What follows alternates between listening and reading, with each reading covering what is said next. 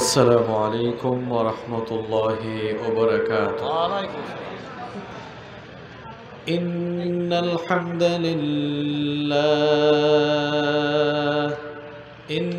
الحمد لله الذي بنعمته تتم الصالحات، الذي علم القرآن، خلق الإنسان وكرم وعلمه من البيان ما لم يعلم، فسبحان الذي لا يحصى امتنانه باللسان ولا بالقلم. نستغفره ونتوب إليه، ونشهد أن لا إله إلا الله وحده لا شريك له، ونشهد أن سيدنا وسندنا وحبيبنا وطبيبنا وطبيب أرواحنا محمدًا عبد الله ورسوله، أرسله بالحق بشيرا ونذيرا وداعيا إلى الله بإذنه وسراجا وقمرا منيرا. أما بعد، فقد قال الله تعالى في كلامه المجيد وفي فرقانه الحميد: أعوذ بالله من الشيطان الرجيم.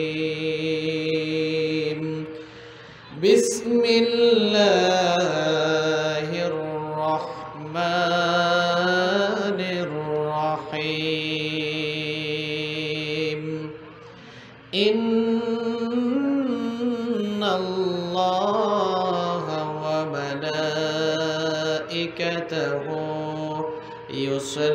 يصلون على النبي يا أيها الذين آمنوا صلوا عليه وسلموا تسليما। সবাই দুরূদ ইব্রাহিম পড়ে। اللهم صل على محمد وعلى آل محمد كما صليت على إبراهيم وعلى آل إبراهيم إنك حميد مجيد. اللهم بارك على محمد وعلى آل محمد كما باركت على إبراهيم وعلى آل إبراهيم إنك حميد مجيد. ربي زدني علما، ربي زدني علما، ربي اشرح لي صدري ويسر لي أمري واحلل عقدة من لساني يفقه قولي.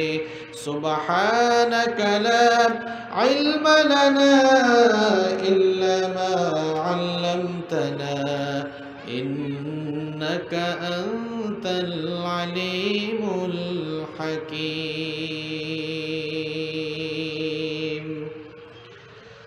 صدق الله العظيم.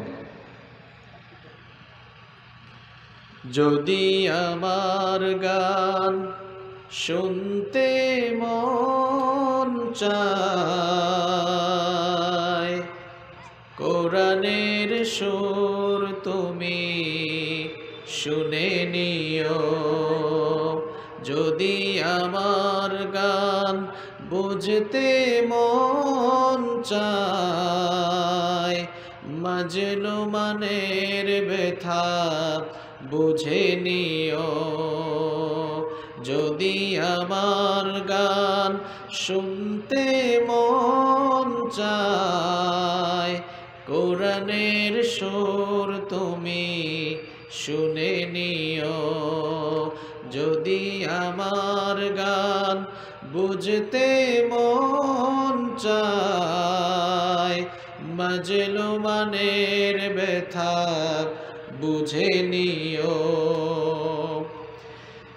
যেখানে মানবতা লাঞ্ছিত হয়, সেখানে আমার গান জালিমের বিরুদ্ধে লড়তে শিখো। গানে গানে আহ্বান, যেখানে মানবতা লাঞ্ছিত হয়, সেখানে আমার গান জালিমের বিরুদ্ধে লড়তে শিখো। গানে গানে আহ্বান, আমার গানের ভাষা বুঝতে যদি চাও, আমার গানের ভাষা বুঝতে যদি চাও, আদানের সুর তুমি শুনে নিও। যদি আমার গান শুনতে মন চায়, কোরআনের সুর তুমি শুনে নিও। যদি আমার গান বুঝতে মন চায়, মাজলুমানের ব্যথা বুঝে নিও। যে গানের সুরে সুরে জাগবে মানুষ, জাগবে ঘুমের পারা, কোরআনের পথ পানে ছুটবে সবাই, পড়বে নতুন সারা। যে গানের সুরে সুরে জাগবে মানুষ, জাগবে ঘুমের পারা, কোরআনের পথ পানে ছুটবে সবাই, পড়বে নতুন সারা। সে গানের সুর তুমি শুনতে যদি চাও, সে গানের সুর তুমি শুনতে যদি চাও, শহীদি মিছিলে তুমি শামিল হয়। যদি আমার গান শুনতে মন চায়, কোরআনের সুর তুমি শুনে নিও। যদি আমার গান বুঝতে মন চায়, মাজলুমানের ব্যথা বুঝে নিও। পড়েন আলহামদুলিল্লাহ। বাংলাদেশের অত্যন্ত সুপরিচিত ঐতিহ্যবাহী কিশোরগঞ্জ জেলার কটিয়াদি উপজেলার পঙ্গসোয়া আল ইত্তিহাদ যুব সংঘ ও এলাকাবাসীর যৌথ উদ্যোগে আয়োজিত আজকের এই তাফসিরুল কোরআন মাহফিলের মোহতারাম শ্রদ্ধাভাজন সভাপতি, বিশিষ্ট আলেমে দ্বীন, বিশিষ্ট ইসলামী চিন্তাবিদ ও গবেষক, পঙ্গসোয়া ঈদগাহ মাঠের সম্মানিত ইমাম আলহাজ মাওলানা হাবিবুর রহমান যুক্তিবাদী সাহেব, আতালাল্লাহু উমরাহু ওয়া বারাকাল্লাহু ফি হায়াতিহি। আমরা সবাই বলি আমিন। মাহফিল পরিচালনা করছেন পঙ্গসোয়া বাইতুস সালাম জামে মসজিদের সম্মানিত খতিব মাওলানা শাহিরউদ্দিন সাহেব এবং জনাব মোহাম্মদ শহীদুল্লাহ আকন্দ মাস্টার সাহেব। আল্লাহ তাআলা আমার ভাইদেরকে কবুল করে নিন। আরেকজনের জন্য দোয়া করতে আপনাদের মনে দ্বিধাবোধ কাজ করে? কথা বলেন। কিশোরগঞ্জের মানুষ মনে হয় কথাবার্তা একটু কম বলে, তাই না? কিছু মানুষ আছে কথা কম বলে, কাজ করে বেশি। আপনারা কি ওই ধরনের লোক যে কাজ বেশি করেন আর কথা বলেন কম? এমন টাইপসের মানুষ নাকি আপনারা? প্রিয় ভাইয়েরা, আপনারা যেখানে বসেছেন এটা হচ্ছে নলেজ শেয়ার করার জায়গা। এখানে আমরা জ্ঞান বিতরণ করব, জ্ঞান শেয়ার করব। তো জ্ঞান কখনোই একতরফা আদান প্রদান করা যায় না, এজন্য দুই পক্ষকেই রেসপন্স করতে হয়। আমি আপনাদের সাথে কথা বলবো, আপনারা যদি রেসপন্স না করেন তাহলে মনে হবে যে কমিটির ভাইয়েরা আমাকে গুরুস্থানের সামনে বসিয়ে দিয়েছেন, আর গুরুস্থানের সামনে বসে বসে আমি কথা বলছি। আমি কি আসলে মুর্দা মানুষের সামনে আছি নাকি জীবিত মানুষের সামনে আছি? সবাই জীবিত আছেন তো আপনারা? কিছু মানুষ জীবিত থেকেও মরা মরা থাকে, তা আপনারা আবার সেরকম লোক হইয়েন না।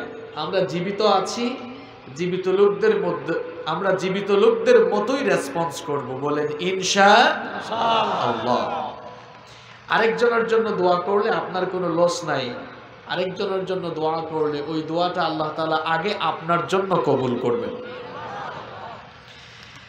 আজকের এই মাহফিলে আমার আগে কথা বলেছেন বিশিষ্ট ইসলামী চিন্তাবিদ, প্রখ্যাত আলেম দ্বীন, বাইতুল আমান জামে মসজিদ গাজীপুরের সম্মানিত খতিব মাওলানা মুফতি রুহুল আমিন নুরি সাহেব। খুব চমৎকার কথা বলেছেন। তিনি যতগুলো কথা বলেছেন আল্লাহ তাআলা যেন আমাদের প্র্যাকটিক্যাল লাইফে আমাদেরকে সেই কথাগুলো মেনে চলার, আমল করার তৌফিক দান করেন। আমরা বলি আমিন।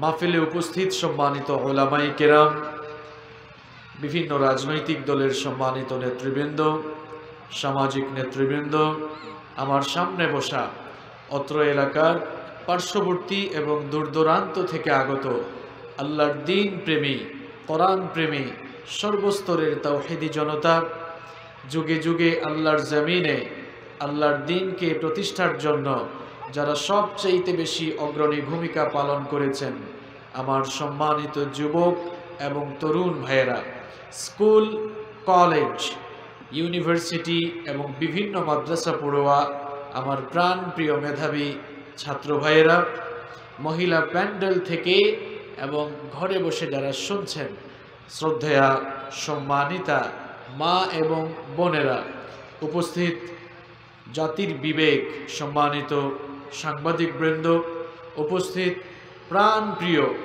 কটিয়াদিবাসী, সম্মানিত কিশোরগঞ্জবাসী, আপনারা সবাই কেমন আছেন? সবাই ভালো আছেন তো? যাদের মুখটা তালা লাগিয়ে রাখলেন, আমি আপনাকে প্রশ্ন করতে চাই, 10-11 মাস ধরে গোটা বিশ্বে প্যান্ডামিক সিচুয়েশন চলছে।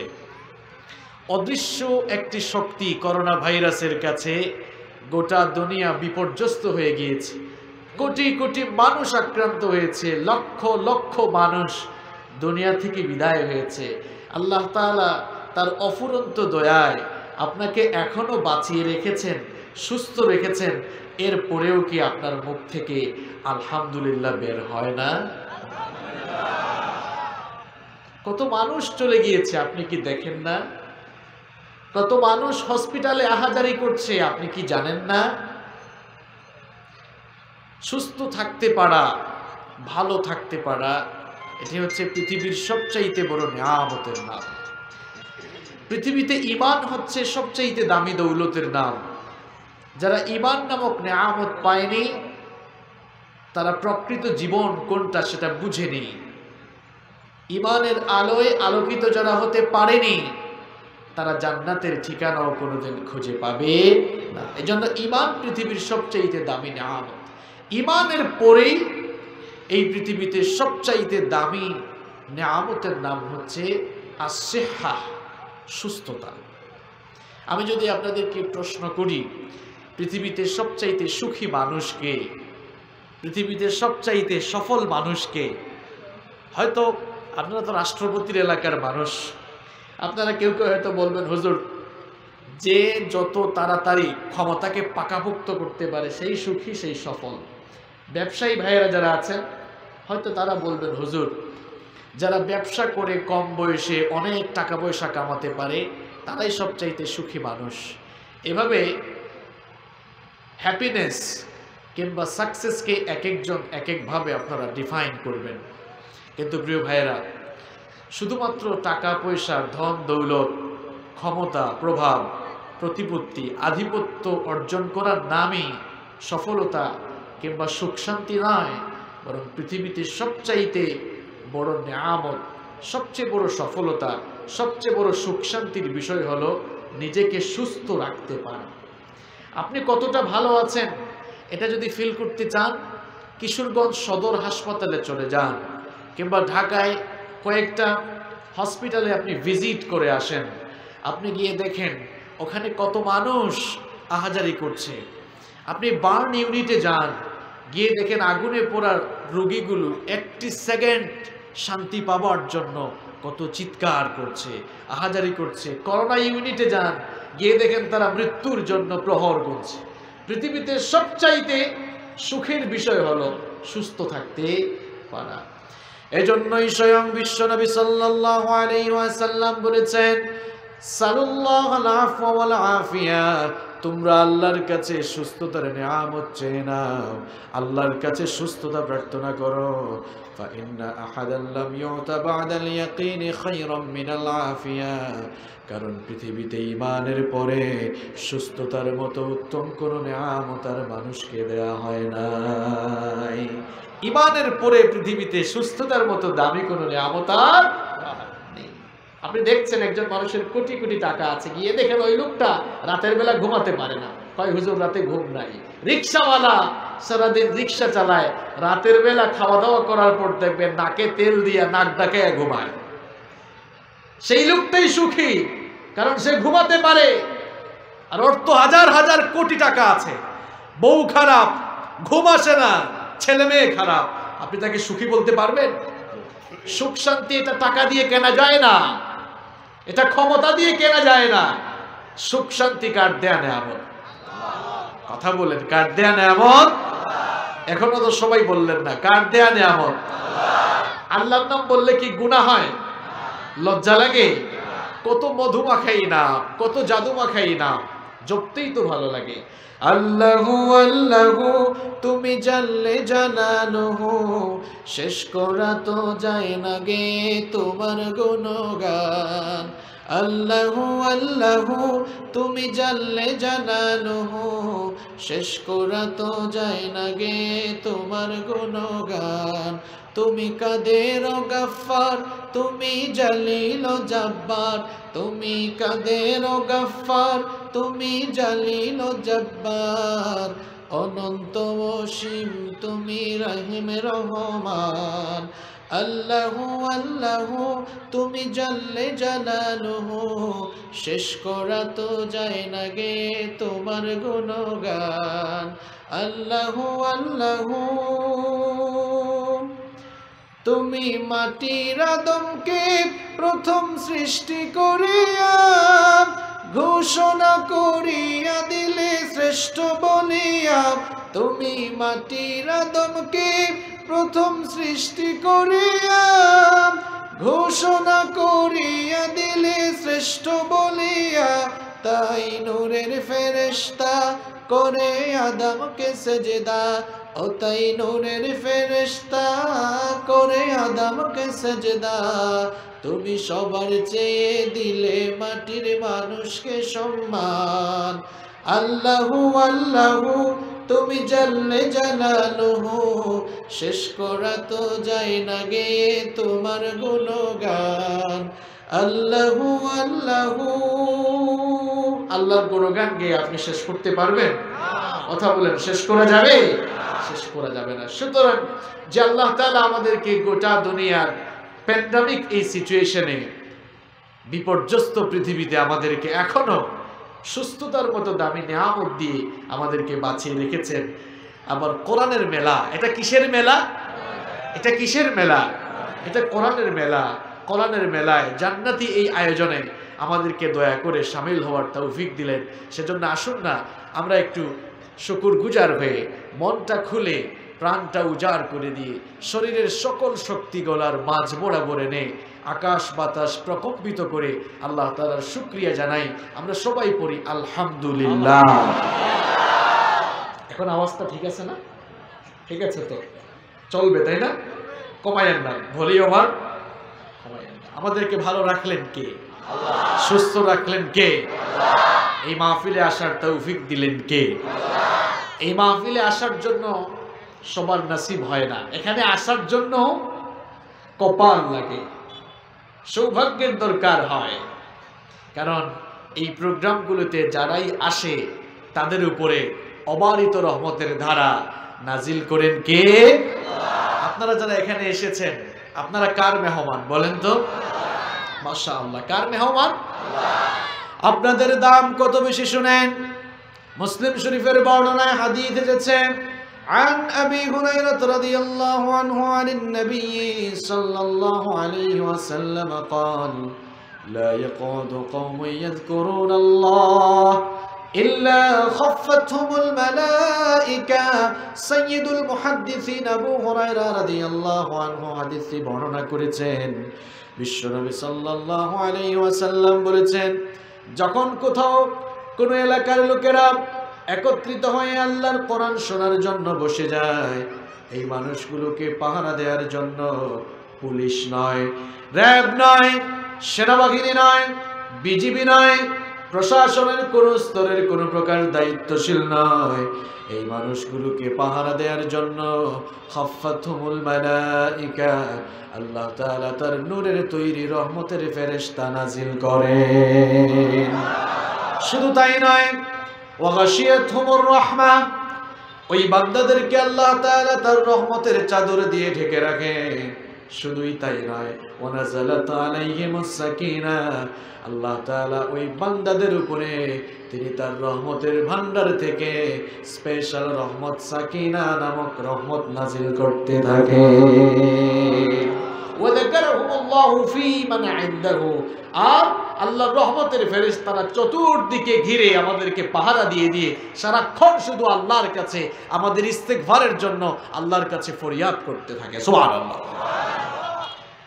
সুতরাং এই মাহফিলে আসতে পারা এটাও অনেক বড় সৌভাগ্যের ব্যাপার। প্রিয় ভাইয়েরা, আমরা কোরআনের মাহফিলে এসেছি। এটা কোনো রাজনৈতিক মঞ্চ নয়, এটা কোরআনের মঞ্চ।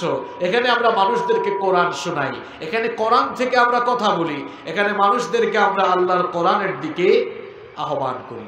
আমরা যেহেতু তাফসীরের প্রোগ্রামে এসেছি, কোরআনের মাহফিলে এসেছি, এজন্য প্রিয় ভাইয়েরা, আল্লাহর কোরআন আমাদের কাছে কি চায়, আল্লাহর কোরআন আমাদের কাছে কি দাবি করেছে, আমরা আজকে সেই বিষয়গুলো জানবার চেষ্টা করব ইনশাআল্লাহ। এই যে কিতাব, এত বড় একটি কিতাব, এত মহান একটি নিয়ামত আল্লাহ তাআলা আমাদেরকে দিয়েছেন। এত বড় নিয়ামত পাওয়ার পরেও আমরা গোটা দুনিয়ায় আজকে অধপতিত, চরম লাঞ্ছিত, অপদস্থ, নিগৃহীত, নির্যাতিত, নিষ্পেষিত। এর কারণটা কি? অথচ পৃথিবীর সবচাইতে পাওয়ারফুল জিনিস আমাদের কাছে আছে। আপনাদের ঘরে কোরআন আছে না নাই? আপনাদের ঘরে কোরআন আছে না নাই? আজও সেই কোরআন আছে, হাদিস আছে, সেই ঈমান আর মানুষ নেই। আজও সেই কোরআন আছে, হাদিস আছে, সেই ঈমান আর মানুষ নেই। আযানের ধ্বনি আছে আগের মতোই, বেলালের সেই রূহ নেই। আজও সেই কোরআন আছে, হাদিস আছে, সেই ঈমান আর মানুষ নেই। কোরআন হাদিস আমাদের কাছে আছে, আবু বকরের মতো, ওমরের মতো, উসমানের মতো, আলীর মতো, হামজার মতো, খালিদ সাইফুল্লাহর মতো ঈমান আমাদের ভেতরে আজ নেই। কেন নেই জানেন? আপনি কি কখনো চিন্তা করেছেন এর কারণগুলো কি? এর কারণগুলো হচ্ছে কোরআনকে তারা যেভাবে ধারণ করেছেন, লালন করেছেন, আজকে আমরা আল্লাহর কিতাব এই কোরআনকে সেভাবে আমাদের মধ্যে ধারণ করতে পারছি না, লালন করতে পারছি না। এজন্যই আমরা গোটা দুনিয়ায় মার খেতে খেতে অধপতনের অতল তলদেশে নিপতিত হয়ে যাচ্ছে। কেন মুসলমানদের এই দুরবস্থা? কিশোরগঞ্জের মুসলমানরা, আপনারা আপনাদের পূর্বপুরুষদের ইতিহাস ভুলে গিয়েছেন। আপনাদের পূর্বপুরুষরা গোটা দুনিয়াকে নেতৃত্ব দিয়েছে। আপনাদের পূর্বপুরুষদের কথা আপনাদের মনে নাই? আপনাদের পূর্বপুরুষ তো তারা যারা গোটা দুনিয়াকে আল্লাহর কোরআন দিয়ে নেতৃত্ব দিয়েছে। তাদের উত্তরসূরি আজ আমরা গোটা দুনিয়ায় মার খেতে খেতে একেবারে ধ্বংসের অতল গহ্বরে চলে যাচ্ছি। এর একটা মাত্রই কারণ, তারা যেভাবে তাদের জীবনে কোরআনকে ধারণ করেছেন, লালন করেছেন, আমরা আমাদের জীবনে কোরআনকে সেভাবে ধারণ করতে পারছি না, লালন করতে পারছি না। তারা কোরআনকে তাদের জীবন পরিচালনার গাইডলাইন হিসাবে গ্রহণ করেছেন, আর আমরা কোরআনকে শুধুমাত্র ধর্মীয় কিতাব হিসাবে আমাদের জীবনে গ্রহণ করে নিয়েছি। ঠিক বেঠিক পড়ে বলিয়েন, বুঝেন আগে। তারা কোরআনকে জীবন পরিচালনার চূড়ান্ত গাইডলাইন হিসেবে গ্রহণ করলেন। ব্যক্তি জীবন, পারিবারিক জীবন, সমাজ জীবন, অর্থনৈতিক জীবন, রাজনৈতিক জীবন, রাষ্ট্রীয় জীবন, এক কথায় তারা কোরআন কারীমকে কমপ্লিট কোড অফ লাইফ হিসেবে গ্রহণ করেছেন। আর আমি আপনি কি করলাম? আমি আপনি কোরআনকে ধর্মীয় কিতাব বানিয়ে এটাকে শুধুমাত্র মসজিদের কোণায় রেখে দিয়েছি। যারাই কোরআন থেকে কথা বলতে চায়, যারা কোরআনের দাবিগুলো সমাজে পেশ করতে চায়, বরং উল্টা আমরা তাদেরকে বাধা দেওয়ার চেষ্টা করি। এজন্যই তো এই অবস্থা। আজকে আলোচনার মাধ্যমে আমরা সব বের করে নিয়ে আসার চেষ্টা করব ইনশাআল্লাহ। সম্মানিত ভাইয়েরা, আল্লাহর কোরআন আপনার ঘরে আছে। আপনারা আজকে কোরআনের মাহফিলে এসেছেন। এই ভাইয়েরা অক্লান্ত পরিশ্রম করে, কষ্ট করে, মেহনত করে এই প্রোগ্রামকে সাজিয়েছে। আপনারা মাহফিলে আসলেন। এখন আমি আপনাদেরকে কি শোনাবার জন্য আসলাম? কোরআন শোনাবার জন্য এসেছি। আমি আজকে আপনাদেরকে শোনাবো আল্লাহর কিতাবী কোরআন আপনাদের কাছে কি চায়। আল্লাহর কোরআন আপনাদের কাছে কি দাবি দিয়েছে, কি দাবি পেশ করেছে, সেগুলো আজকে আপনাকে জানতে হবে। আল্লাহ তাআলা যেন শেষ পর্যন্ত আমাদেরকে আলোচনাটি বুঝার তৌফিক দান করেন, আমরা বলি আমিন। সম্মানিত ভাইয়েরা, আমার আপনার প্রতি, আমাদের সকলের প্রতি কোরআনের 8টি চাওয়া রয়েছে। কয়টি চাওয়া রয়েছে? আমি কিন্তু সবাইকে মুখস্থ করায় ছাড়বো আজকে। একটা পয়েন্ট আপনি মুখস্থ না করে এখান থেকে উঠতে পারবেন না। আপনার প্রতি, আমার প্রতি কোরআনের কয়টা দাবি? 8টি। কয়টা দাবি? এই 8টা দাবি ফিল আপ করতে না পারলে জান্নাতের গন্ধও পাওয়া যাবে। কি কঠিন কথা, বুঝতে পেরেছেন? কোরআনের এই 8টি দাবি পূরণ করতে না পারলে জান্নাতের গন্ধও পাওয়া যাবে। আর এই 8টি দাবি পূরণ করতে পারলে দুনিয়াও সফল, আখেরাতও সফল। তাহলে আমাদের দুনিয়া আখেরাতকে সফল করার জন্য আমাদের প্রতি কোরআন যে 8টি দাবি পেশ করেছে, আমরা আজকে সেগুলো শুনবো এবং আমাদের জীবনে মানার চেষ্টা করব ইনশাআল্লাহ। আসুন আমরা শুরু করি। আমাদের প্রতি কোরআনের 1 নাম্বার দাবি হচ্ছে আল্লাহ তাআলার নাজিল করা এই কিতাবটা বিশুদ্ধ করে পড়তে জানা। আমার বৃদ্ধ বাবারা, আপনার বয়স তো 50 বছর হয়ে গেল। বাবা, আপনার বয়স তো 60 বছর হয়ে গেল, 55 বছর হয়ে গেল। কেন আপনি এখনো কোরআন তেলাওয়াত বিশুদ্ধ করে পড়তে পারেন না? কেন আপনি এখনো কোরআন পড়তে পারেন না? গোটা জীবন আপনি কোথায় কিভাবে কাটালেন বাবা? কি জবাব দিবেন আপনি আল্লাহর কাছে?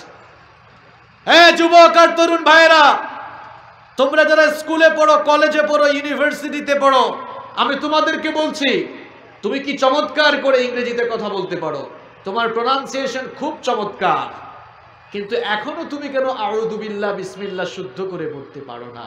তুমি কেন এখনো কোরআন শিখো নাই? কেন তুমি পৃথিবীর সবচাইতে দামি কিতাবটি এখনো পড়তে পারো না? তুমি কি জানো, তুমি যে জ্ঞান বিজ্ঞানের তালাশ করো, এত বড় কিতাব আল্লাহ তাআলা দিয়েছেন, এই কিতাবটি হচ্ছে এমন কিতাব, it's the source of knowledge and science. এটি হচ্ছে জ্ঞান বিজ্ঞানের উৎস, এটি জ্ঞানের উৎস। সকল জ্ঞানের খনি যেই কিতাবের ভেতরে আছে, সেই কিতাবের নাম হচ্ছে আল কোরআন। আমার বৃদ্ধ বাবারা, বয়স তো চলে গেল, চুলদারি তো সাদা হয়ে গেল, কোরআনের প্রথম দাবিটাই তুই পূরণ করতে পারলেন না বাবা, এখনো তো শুদ্ধ করে কোরআন পড়তে পারেন না। কয় হুজুর পারি তো। বললাম কেমন পারো? কয় আলহামদুলিল্লাহি রাব্বিল আলামিন। এটা তো কোরআনের মতো কোরআন পড়লেন না, আপনি আপনার নিয়মে কোরআন পড়লেন। আপনার নিয়মে কোরআন পড়লে হবে? কথা বলেন, হবে? কোরআনকে কোরআনের মতো তাজবিদের নিয়ম কানুন মেনে কোরআন পড়তে হবে। যুবক আর তরুণ ভাইরা, কথাগুলো তোমার দিলে লাগাবার চেষ্টা করো, বিবেক দিয়ে চিন্তা করো। তুমি দেশের বাহিরে পড়াশোনায় যেতে চাও, এজন্য আইএলস করো, টুফেল করো, জিআরই করো। আইএলস এক্সাম দেয়, ইংরেজি ভাষার বিভিন্ন কোর্স করে দেশের বাহিরে গিয়ে অনার্স করবে, মাস্টার্স করবে।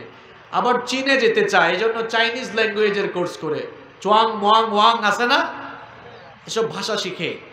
কোরিয়ায় যেতে চায়, কোরিয়ান ল্যাঙ্গুয়েজের কোর্স করে। অবশ্যই আপনি করবেন, আপনি আপনার কেরিয়ারকে সমৃদ্ধ করার জন্য বিভিন্ন ল্যাঙ্গুয়েজের কোর্স করতেই পারেন, আমার কোনো আপত্তি নাই।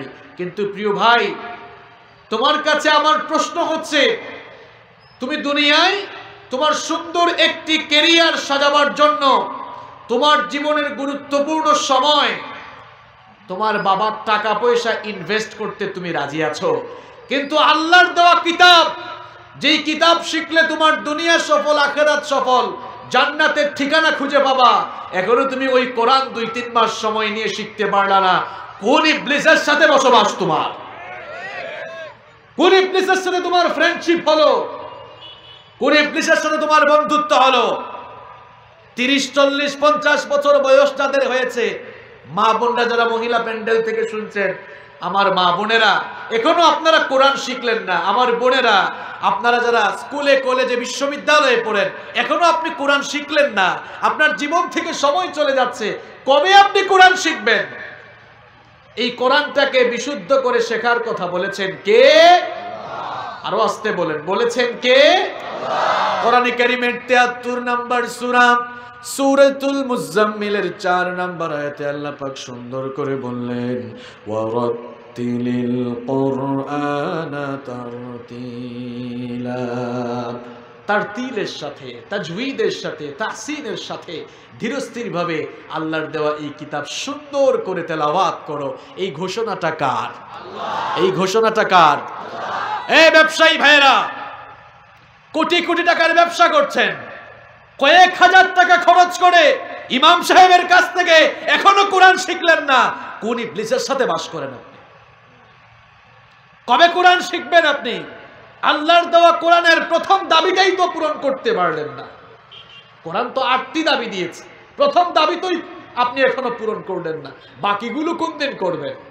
যুবক আর তরুণ ভাইয়েরা, সময় চলে যাচ্ছে ভাই, সময় চলে যাচ্ছে।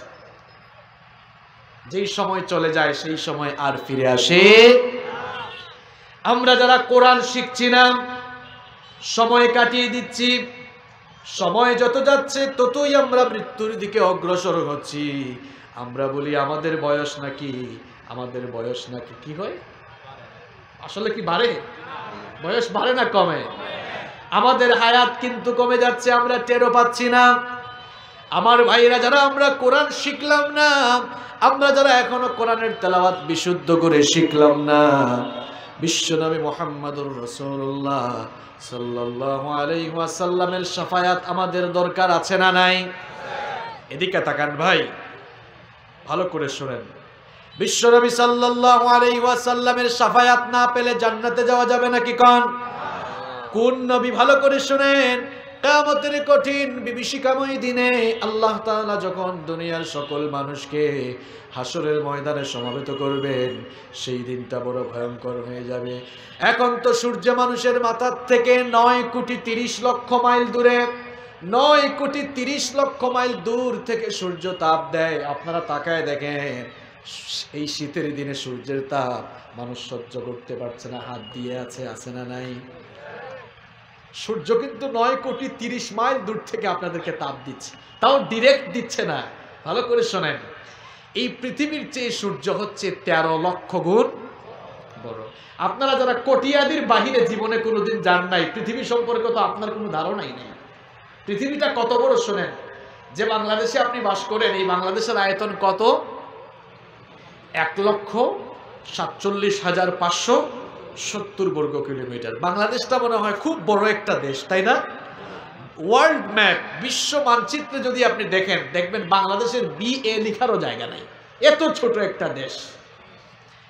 আমাদের পার্শ্ববর্তী দেশ ইন্ডিয়া বাংলাদেশের চেয়ে প্রায় 30 থেকে 35 গুণ বড়। আবার কানাডা বাংলাদেশের চেয়ে 90 গুণ বড়। ইউনাইটেড স্টেট অফ আমেরিকা বাংলাদেশের চেয়ে 100 গুণ বড়। আয়তনের দিক থেকে পৃথিবীর সবচেয়ে বড় দেশের নাম রাশিয়া। রাশিয়া বাংলাদেশের চেয়ে 160 গুণ বড়। আল্লাহু আকবার। পৃথিবীতে এই ধরনের প্রায় 200 থেকে 250টি কান্ট্রি রয়েছে। এই 250টি কান্ট্রি মিলে গোটা দুনিয়া নয়, পৃথিবী নয়। 250টি কান্ট্রি মিলে হচ্ছে দুনিয়ার স্থলভাগ।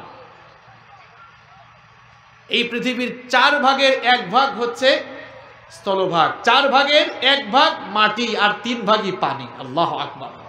তাহলে পৃথিবীটা কত বড়? পৃথিবীটা কত বড়? আটলান্টিক মহাসাগরের আয়তন শুনলে আপনার মাথা খারাপ হয়ে যাবে। আটলান্টিক মহাসাগরের আয়তন হচ্ছে 106.4 মিলিয়ন বর্গ কিলোমিটার। আল্লাহু আকবার, কত বড়! পৃথিবীর 4 ভাগের 3 ভাগই পানি। বিশাল এই পৃথিবী। এই পৃথিবীর চাইতেও যে সূর্য আমাদেরকে তাপ দেয়, এই সূর্য কত গুণ বড়? সবাই বলেন কত গুণ? 1300 নয়, 13,000 নয়, 13 লক্ষ গুণ বড়। আপনাদের বাসায় ইলেকট্রিক্যাল লাইট আছে না? এই ইলেকট্রিক্যাল লাইটগুলোর কিছু পাওয়ার আছে। পাওয়ারকে কি বলা হয়? ইউনিট, তাই না? 36 ইউনিট, 40 ইউনিট, 50 ইউনিট, 60 ইউনিট। আমি যদি আপনাদেরকে প্রশ্ন করি, বাবা বলেন তো এই সূর্যকে কত ইউনিট তাপমাত্রা দেওয়া হয়েছে? জীবনে চিন্তা করেছেন? হ্যাঁ, সূর্য তো আল্লাহ তাআলার দান। সূর্যকে যে তাপমাত্রা দেওয়া হয়েছে 1,40,00,000 সেন্টিগ্রেড তাপমাত্রা এই সূর্যকে দেওয়া হয়েছে। সুবহানাল্লাহ। এটা আমার কথা নয়, এটা মহাকাশ বিজ্ঞানীদের কথা। 1,40,00,000 সেন্টিগ্রেড তাপমাত্রা যদি সরাসরি দুনিয়াতে চলে আসতো, কি মনে হয় আপনার? আমরা বেঁচে থাকতে পারতাম? জ্বলে পুড়ে একদম সব ছাই হয়ে যেত, দুনিয়ায় কিছুই থাকতো না। এজন্য আল্লাহ তাআলা কি করেছেন জানেন? মহাকাশে বিভিন্ন ধরনের বায়ুমণ্ডলীয় স্তর সৃষ্টি করেছেন। আমি যদি সহজে আপনাদেরকে বুঝাতে চাই, ফিল্টার বুঝেন তো আপনারা? ফিল্টারের কাজ কি? ছাকা। ফিল্টারের কাজ কি? ছাকা। আল্লাহ তাআলা আকাশের মধ্যে বিভিন্ন ফিল্টার স্থাপন করেছেন। সায়েন্সের ছাত্র যারা আছে এরা ভালো বুঝবে। মহাকাশ বিজ্ঞানীরা এগুলোর নাম দিয়েছেন স্ট্রাটোস্ফিয়ার, ট্রাপোস্ফিয়ার, আয়নোস্ফিয়ার, ম্যাগনেটোস্ফিয়ার, এক্সোস্ফিয়ার। এরকম বিভিন্ন ধরনের ফিল্টার, বায়ুমণ্ডলীয় স্তর আল্লাহ তাআলা আকাশে স্থাপন করেছেন।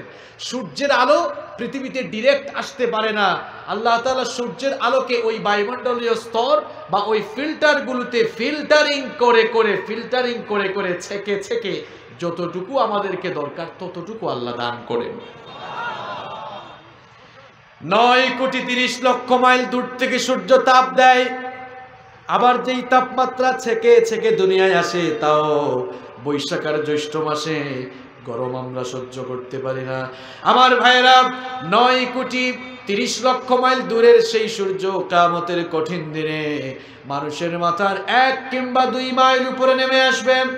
অবস্থা সেদিন এত কঠিন হয়ে যাবে, সূর্যের প্রচন্ড তাপে জমিন তামার জমিনে পরিণত হয়ে যাবে।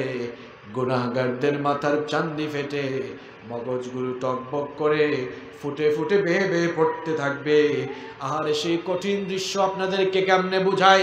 মহিলারা যখন চুলায় ভাত রান্না করে পানি গরম হয়ে যাওয়ার পর চালগুলো যেমন করে ফুটতে থাকে, গুনাহগারদের মাথার চান্দি ফেটে মগজগুলো সেরকম ফুটে ফুটে গলে গলে বেয়ে পড়তে থাকবে। বিচারের দিনটা কত বেশি লম্বা হবে শোনেন, 50,000 সানাতিন মিম্মা তাউদ্দুন। দুনিয়ায় যে আমরা হিসাব করি, দুনিয়ার হিসেব অনুযায়ী বিচারের দিনটা 50,000 বছর লম্বা হয়ে যাবে। আল্লাহু আকবার। 50,000 বছর দাঁড়িয়ে থাকতে থাকতে মানুষের সহ্য হবে না। লোকেরা এবার পৃথিবীর প্রথম মানুষ এবং প্রথম নবী আমাদের বাবা সাইয়েদনা আদম আলাইহিস সালামের কাছে গিয়ে আরজ করবে, ওগো আমাদের বাবা আদম, আপনাকে আল্লাহ পাক তার নিজের হাতে বানিয়েছেন। সবার আগে আল্লাহ আপনাকে বানিয়েছেন, আপনার ভেতরে রূহ ফুঁকে দিয়েছেন। আল্লাহর কাছে একটু আরজ করে বিচারের কাজটা যেন শুরু হয়ে যায়। সাইয়েদনা আদম আলাইহিস সালাম তখন বলবেন, আমি পারবো না, কারণ নিষিদ্ধ গাছের ফল ভক্ষণ করেছিলাম। জানি না আজ আল্লাহ পাক আমার সাথে কি দুর্ব্যবহার করেন, আমি পারবো না, চলে যাও আমার ছেলে নূহের কাছে। লোকেরা এবার সাইয়েদনা নূহ আলাইহিস সালামের কাছে যাবে, গিয়ে দেখবে সাইয়েদনা নূহ আলাইহিস সালাম তিনি জপছেন নাফসি নাফসি। লোকেরা বলবে, আল্লাহর কাছে একটু আরজ করেন বিচারের কাজটা যেন আল্লাহ শুরু করে দেন। সাইয়েদনা নূহ আলাইহিস সালাম তখন বলবেন, আমিও পারবো না, কারণ আমি আমার কওমের জন্য বদদুয়া করেছিলাম।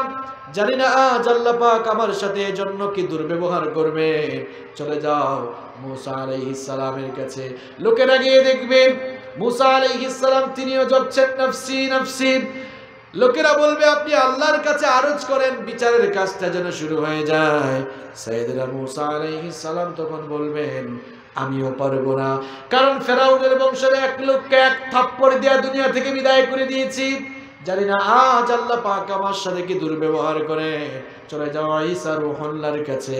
লোকেরা আবার সাইয়েদনা ঈসা ইবনে মারইয়ামের কাছে যাবে। সাইয়েদনা ঈসা রূহুল্লাহ তখন বলবেন, আমিও পারবো না, কারণ খ্রিস্টানরা আমাকে আল্লাহর ছেলে বানিয়েছে। জানি না আজ আল্লাহ পাক আমার সাথে কি দুর্ব্যবহার করেন। এত জায়গায় ঘোরাঘুরি করে কোনো লাভ নাই, একেবারে জায়গা মতো চলে যাও।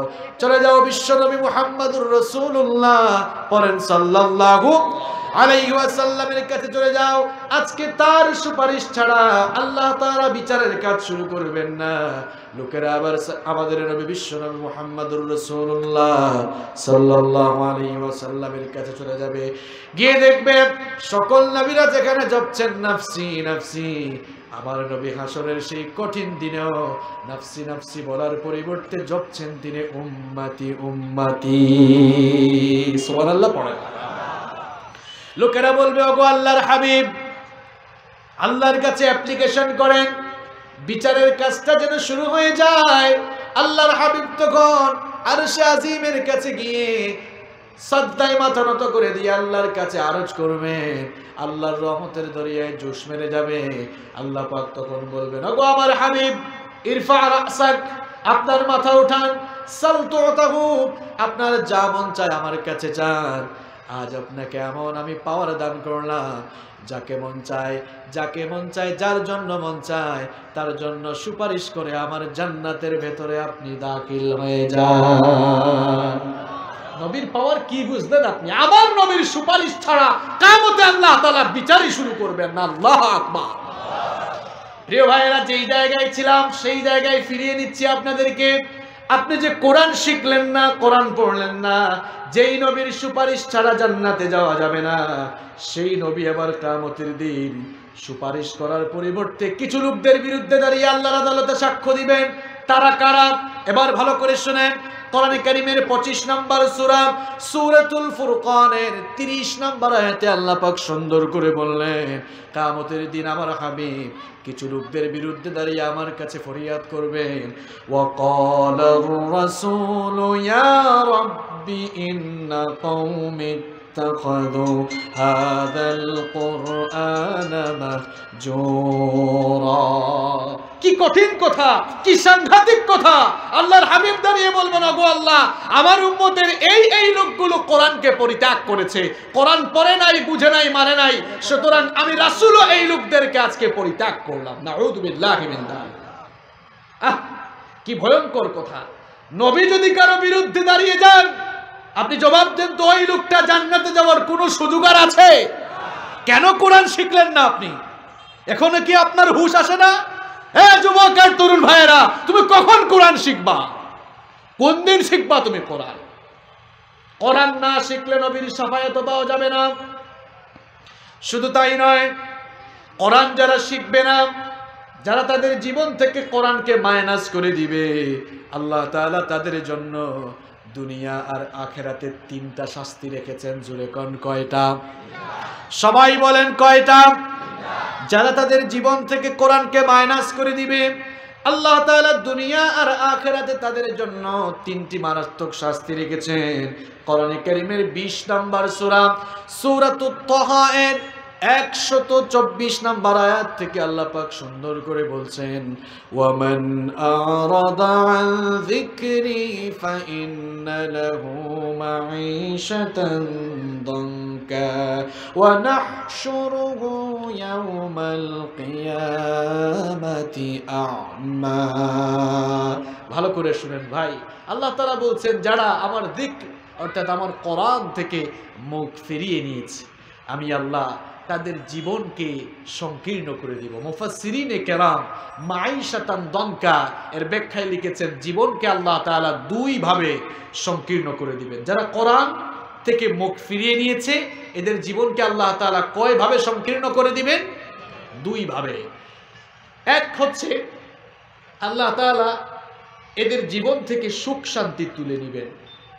দেখা যাবে টাকা আছে, পয়সা আছে, গাড়ি বাড়ি, ইন্ডাস্ট্রি আছে, ক্ষমতা আছে, মেম্বার, চেয়ারম্যান, এমপি, মন্ত্রী সব হয়ে গিয়েছে, কিন্তু ঘরের মধ্যে সুখ নাই।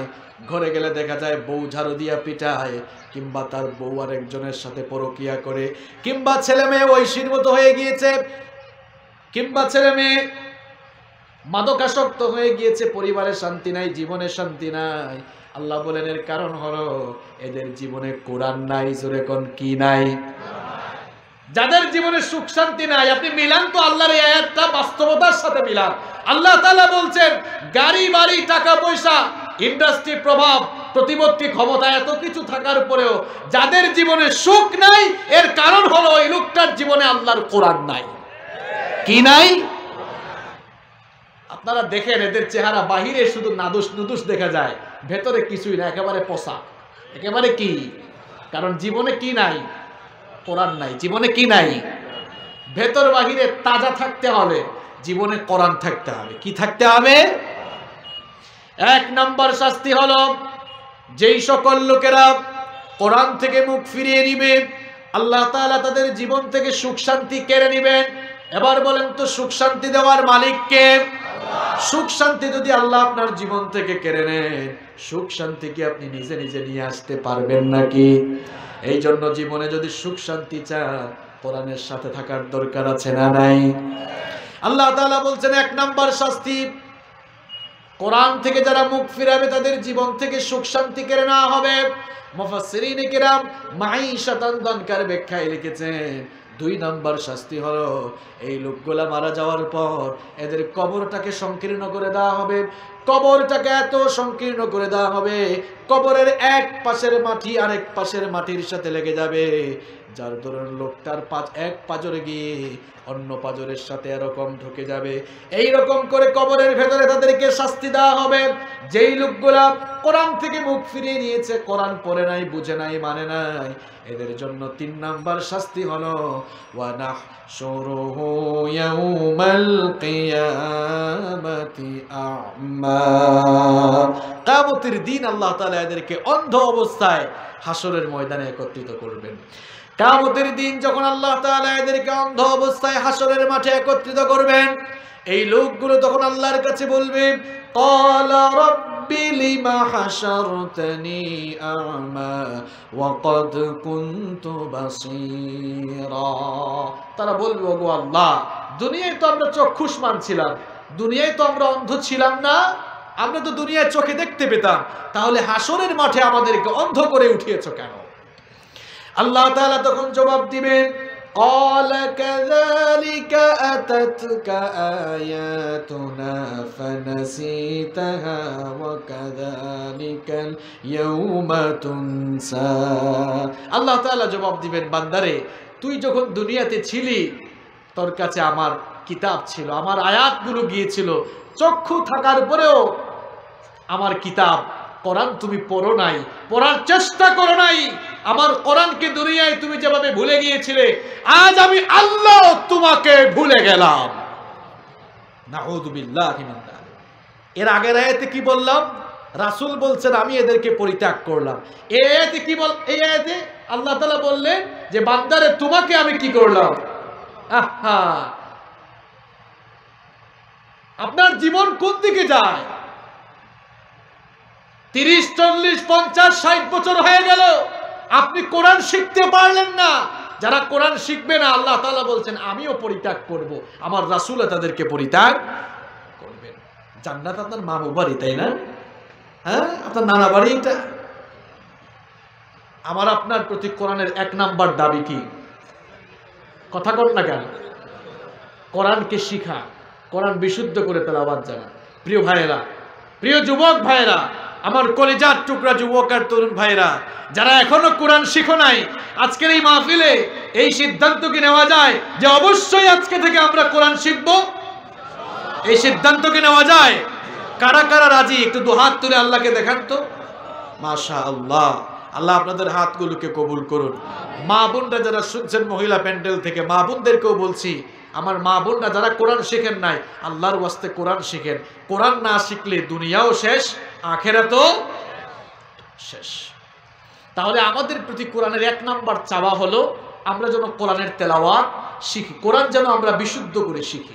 এবার আসেন, আমাদের প্রতি কোরআনের 2 নাম্বার দাবি হচ্ছে কোরআন যখন আপনি শিখবেন তখন বেশি বেশি করে আল্লাহর কিতাবে কোরআন তেলাওয়াত করবেন। আমাদের জীবনে দুঃখ কষ্ট আছে না নাই? কিশোরগঞ্জে মনে হয় খুব কম, দুঃখ কষ্ট নাই, তাই না? আমাদের জীবনে দুঃখ কষ্ট আছে না নাই? ব্যথা বেদনা আছে না নাই? কান্তি, এরপরে ক্লান্তি ক্লেশ বেদনার গ্লানি আছে না নাই? জীবনের দুঃখ কষ্ট, এরপরে ব্যথা বেদনা যন্ত্রণা হতাশা যদি দূর করতে চান, বেশি বেশি করে কোরআন পড়বেন। আপনার জীবনের হতাশা দূর হয়ে যাবে, কষ্ট দূর হয়ে যাবে, ব্যথা বেদনার গ্লানি দূর হয়ে যাবে। যুবক আর তরুণ ভাইরা, জীবনটাকে কোন দিকে কাটাও? মাঝে মাঝে ফেসবুকে দেখা যায় লাভ চিহ্ন দিয়ে মাঝখানে তীর ঢুকাই দিয়েছে, কয় হুজুর এখন সময় ভালো যায় না। বুঝতেন তো ব্যাপারটা? তোমার সময় যদি ভালো না যায়, সময় যদি ভালো করে কাটাতে চাও, আল্লাহর কোরআন বেশি করে তেলাওয়াত করো। স্কুল কলেজ বিশ্ববিদ্যালয়ে যারা পড়াশোনা করে তোমাদেরকে বলছি, সকালবেলা ফজরের নামাজ পড়ে কোরআন তেলাওয়াত করে দিনটা শুরু করবা। মুরব্বী বাবারা যারা আছেন, ব্যবসায়ী ভাইয়েরা যারা আছেন, চাকরিজীবী ভাইয়েরা যারা আছেন, ফজরের নামাজ পড়েই কোরআন তেলাওয়াত শুরু করবেন। মা বোনেরা কোরআন তেলাওয়াত করে দিনটা শুরু করবেন। কোরআন তেলাওয়াত শুরু করে যদি দিনটা শুরু করতে পারেন, ওই দিনের সকল কাজের মধ্যে বরকত দিবেন কে? মা বোনরা বেশি বেশি করে কোরআন তেলাওয়াত করবেন। ঘরের মধ্যে এখন কোরআনের তেলাওয়াত নাই। এক ঘরে গিয়ে দেখলাম তাবিজ লটকায় রেখেছে। বললাম ঘরে তাবিজ লাগাইছেন কেন? কয় হুজুর ঘরের মধ্যে শান্তি নাই।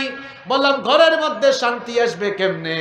সারাদিন তো ঘরের মধ্যে ইন্ডিয়ান সিরিয়াল দেখো, ঘরের মধ্যে তো কোরআনের তেলাওয়াত নাই।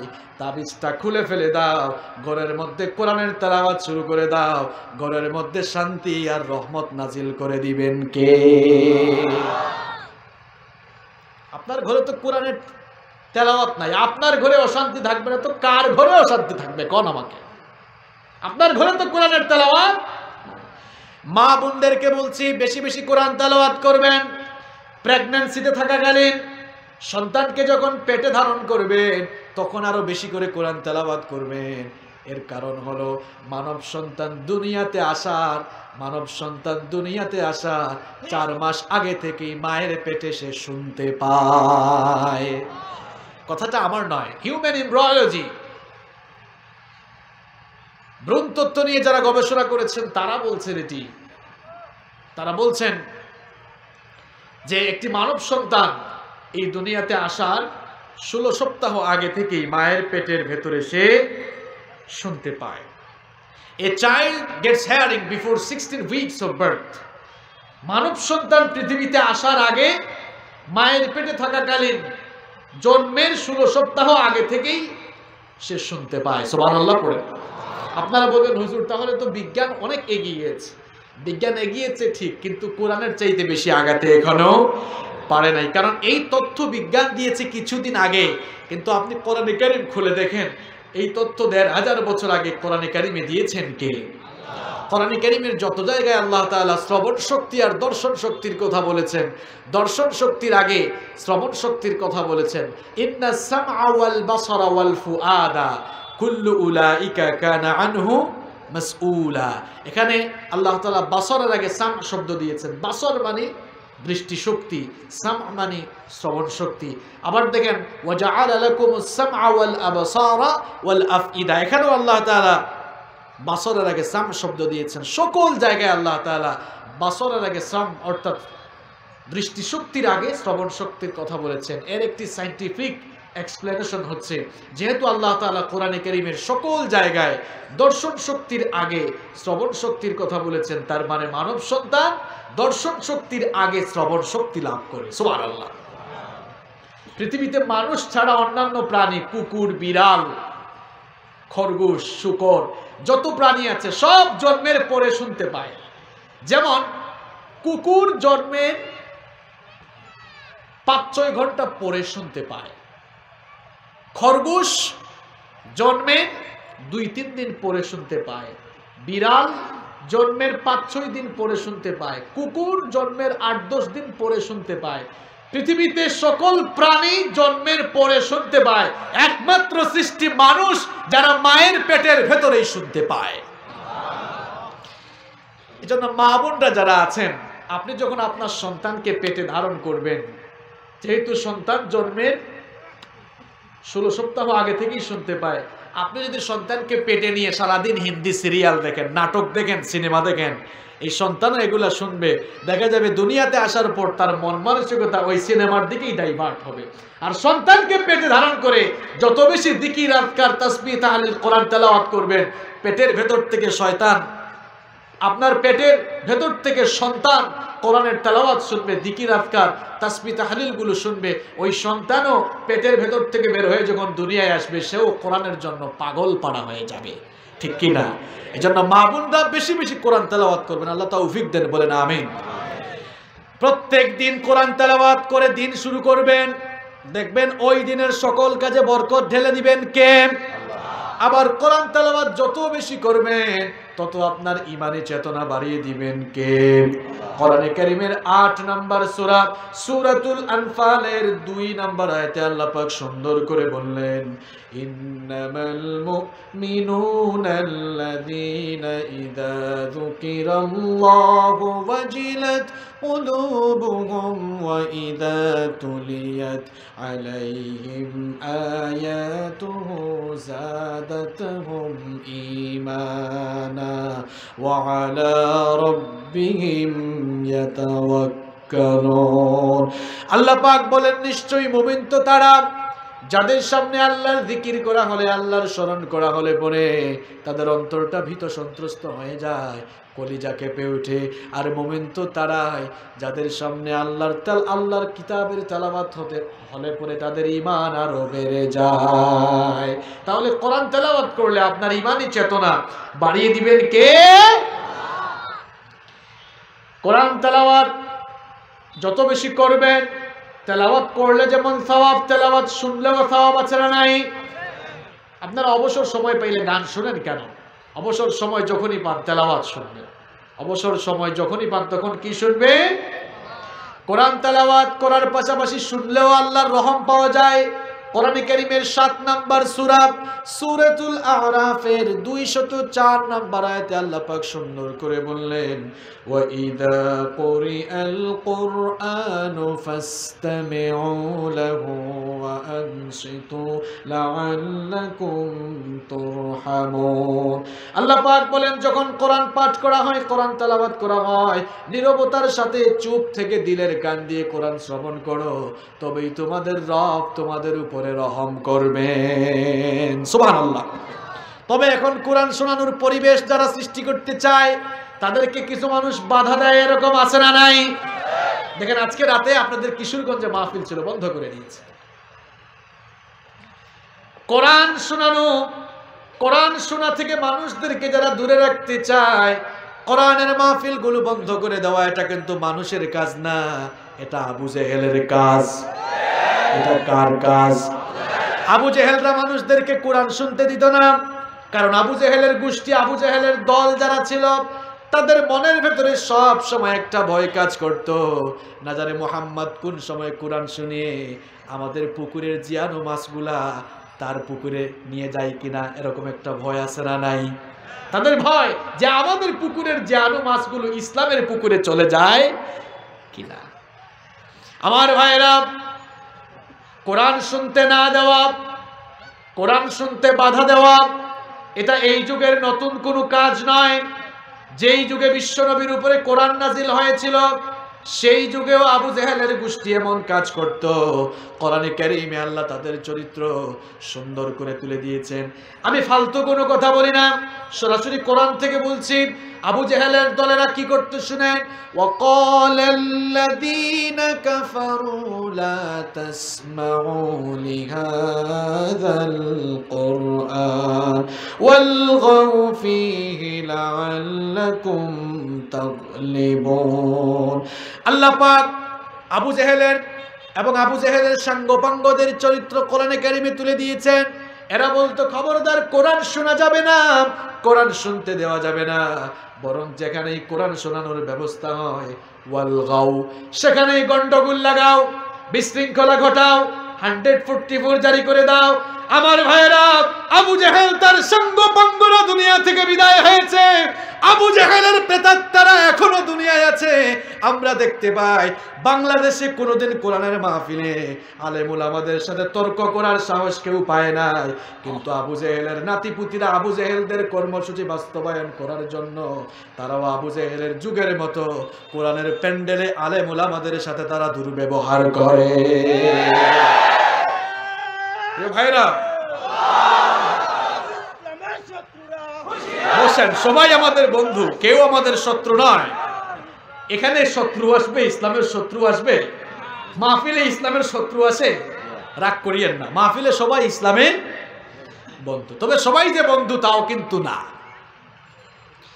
কারণ আমরা এমনও দেখেছি মাহফিলের স্টেজে যারা বসে হুজুরের পাশে, হুজুরের পেছনে এই লোকগুলো থাকে, দেখা যায় বক্তব্য দেয়, বক্তব্য দেওয়ার পরে স্টেজ থেকে নেমে এই লোকগুলাই আবার মাহফিল বন্ধ করে দেয়,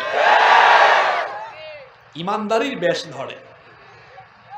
নামটা কিন্তু মুসলমানের আব্দুল করিম, আব্দুস সাত্তার, পাঞ্জাবি পরেছে, টুপি পরেছে, বেশভূষাও মুসলমানের, মুসলমানের নাম ধারণ করে, মুসলমানের বেশ ধারণ করে এই লোকগুলো মুনাফিক হয়ে যুগে যুগে ইসলামকে এরা জবাই করে ফেলছে। প্রিয় ভাইরা, আবু জেহেল তার সাঙ্গপাঙ্গরা মানুষদেরকে কোরআন শুনতে দিত না। এজন্য আমি বলি, আল্লাহর কোরআনের এই আয়াতকে সামনে রেখে আপনি চিন্তা করে দেখেন, এখনো যারা কোরআনের মাহফিলগুলোতে বাধা দেয়, মানুষদেরকে কোরআন শুনতে দেয় না, আপনি কোরআনের ল্যাবরেটরিতে এই লোকগুলোর রক্ত পরীক্ষা করে দেখেন, এই লোকগুলোর রক্তের মধ্যে দেখেন আবু জেহেলের ভাইরাস পাওয়া যাবে। কোরআনের প্রতি এত জ্বালাপুরা কেন তোমার? কয় হুজুর দেখেন না করোনা ভাইরাস, তো সিনেমা হল খোলা কেন? সিনেমা হলে ঘেঁষাঘেঁষি কম না বেশি? কথা কন, কম না বেশি? সামাজিক দূরত্ব, সামাজিক দূরত্ব কথাটা ইসলামের সাথে সাংঘর্ষিক, বলতে হবে শারীরিক দূরত্ব। কি বলতে হবে? শারীরিক দূরত্ব। এখন মাছ বাজারে কি শারীরিক দূরত্ব আছে? সবজি বাজারে আছে? গোটা দেশে আছে? মাছ বাজারেও নাই, কোনো বাজারে নাই, সব জায়গায় ঘেঁষাঘেঁষি। আবার সিনেমা হলে শারীরিক দূরত্ব ওখানে অত বেশি যে সুযোগ পাইলে একজন আর একজনের উপরে উঠে বসে। ওখানে তোমাদের করোনা যায় না, শুধু মাহফিলে করোনা না। আমাদের কাছে তো, আমরা তো কারো বিরুদ্ধে আন্দোলন করতে পারবো না। আমরা শুধুমাত্র, আমাদের একটা অস্ত্র আছে, আমাদের অস্ত্র চোখের পানি। আমাদের অস্ত্র কি? আমাদের কাছে পিস্তল নাই, বুলেট নাই, বোমা নাই, কিছুই নাই, কিন্তু আমাদের আছে ঈমান। আর ঈমানের সাথে একটি অস্ত্র আছে, অস্ত্রের নাম চোখের পানি। আর আলেম উলামাকে গালি দিও না, আর আলেম উলামাদের সাথে বেয়াদবি করো না। যদি আলেম উলামাদের চোখের পানি একবার পড়ে যায় তাহলে একেবারে ধ্বংস হয়ে বঙ্গোপসাগরে নিপতিত হয়ে যাবা।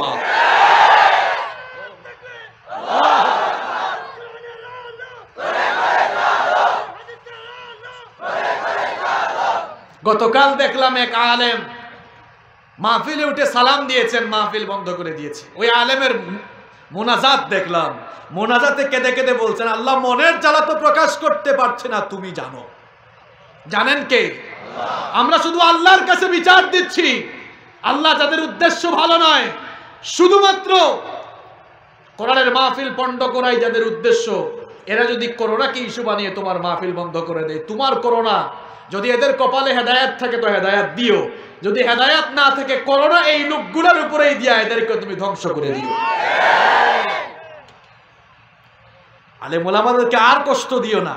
যদি চোখের পানি পড়ে যায় এই জমিনে শান্তিতে থাকতে পারবা? প্রিয় ভাইয়েরা, কোরআনের সাথে বেয়াদবি করে কারণই ভালো হয়। আপনি পৃথিবীর ইতিহাস পড়ে দেখেন না একটু, কোরআনের সাথে বেয়াদবি করে কেউ সম্মান মর্যাদা কামাতে পেরেছে? কেউ সম্মান মর্যাদা পেয়েছে? পায় নাই, এখনো পাবে না, ভবিষ্যতেও পাওয়ার কোনো সম্ভাবনা। আমরা কোরআনের পক্ষে না বিপক্ষে? আল্লাহর কোরআন সন্ত্রাসের পক্ষে না বিপক্ষে? আল্লাহর কোরআন জেনা ব্যভিচার ধর্ষণের পক্ষে না বিপক্ষে? আল্লাহর কোরআন অন্যায়ের পক্ষে না বিপক্ষে? আমরাও জঙ্গিবাদ, অন্যায়, হারাম অন্যায়ের পক্ষে না বিপক্ষে? আমরা কোরআনের মাহফিলে মানুষদেরকে সত্য পথের দিকে আহ্বান করি। এগুলো ভালো লাগে না? না, বন্ধ করার জিনিস পাও না, নাইট ক্লাব গুলো বন্ধ করো, সিনেমা হল গুলো বন্ধ করো, মদের বার গুলো বন্ধ করো। বন্ধ করার জিনিস পাও না, আর পাওয়ার খাটাবার জায়গাও পায় না, মাহফিলে এসে পাওয়ার দেখা।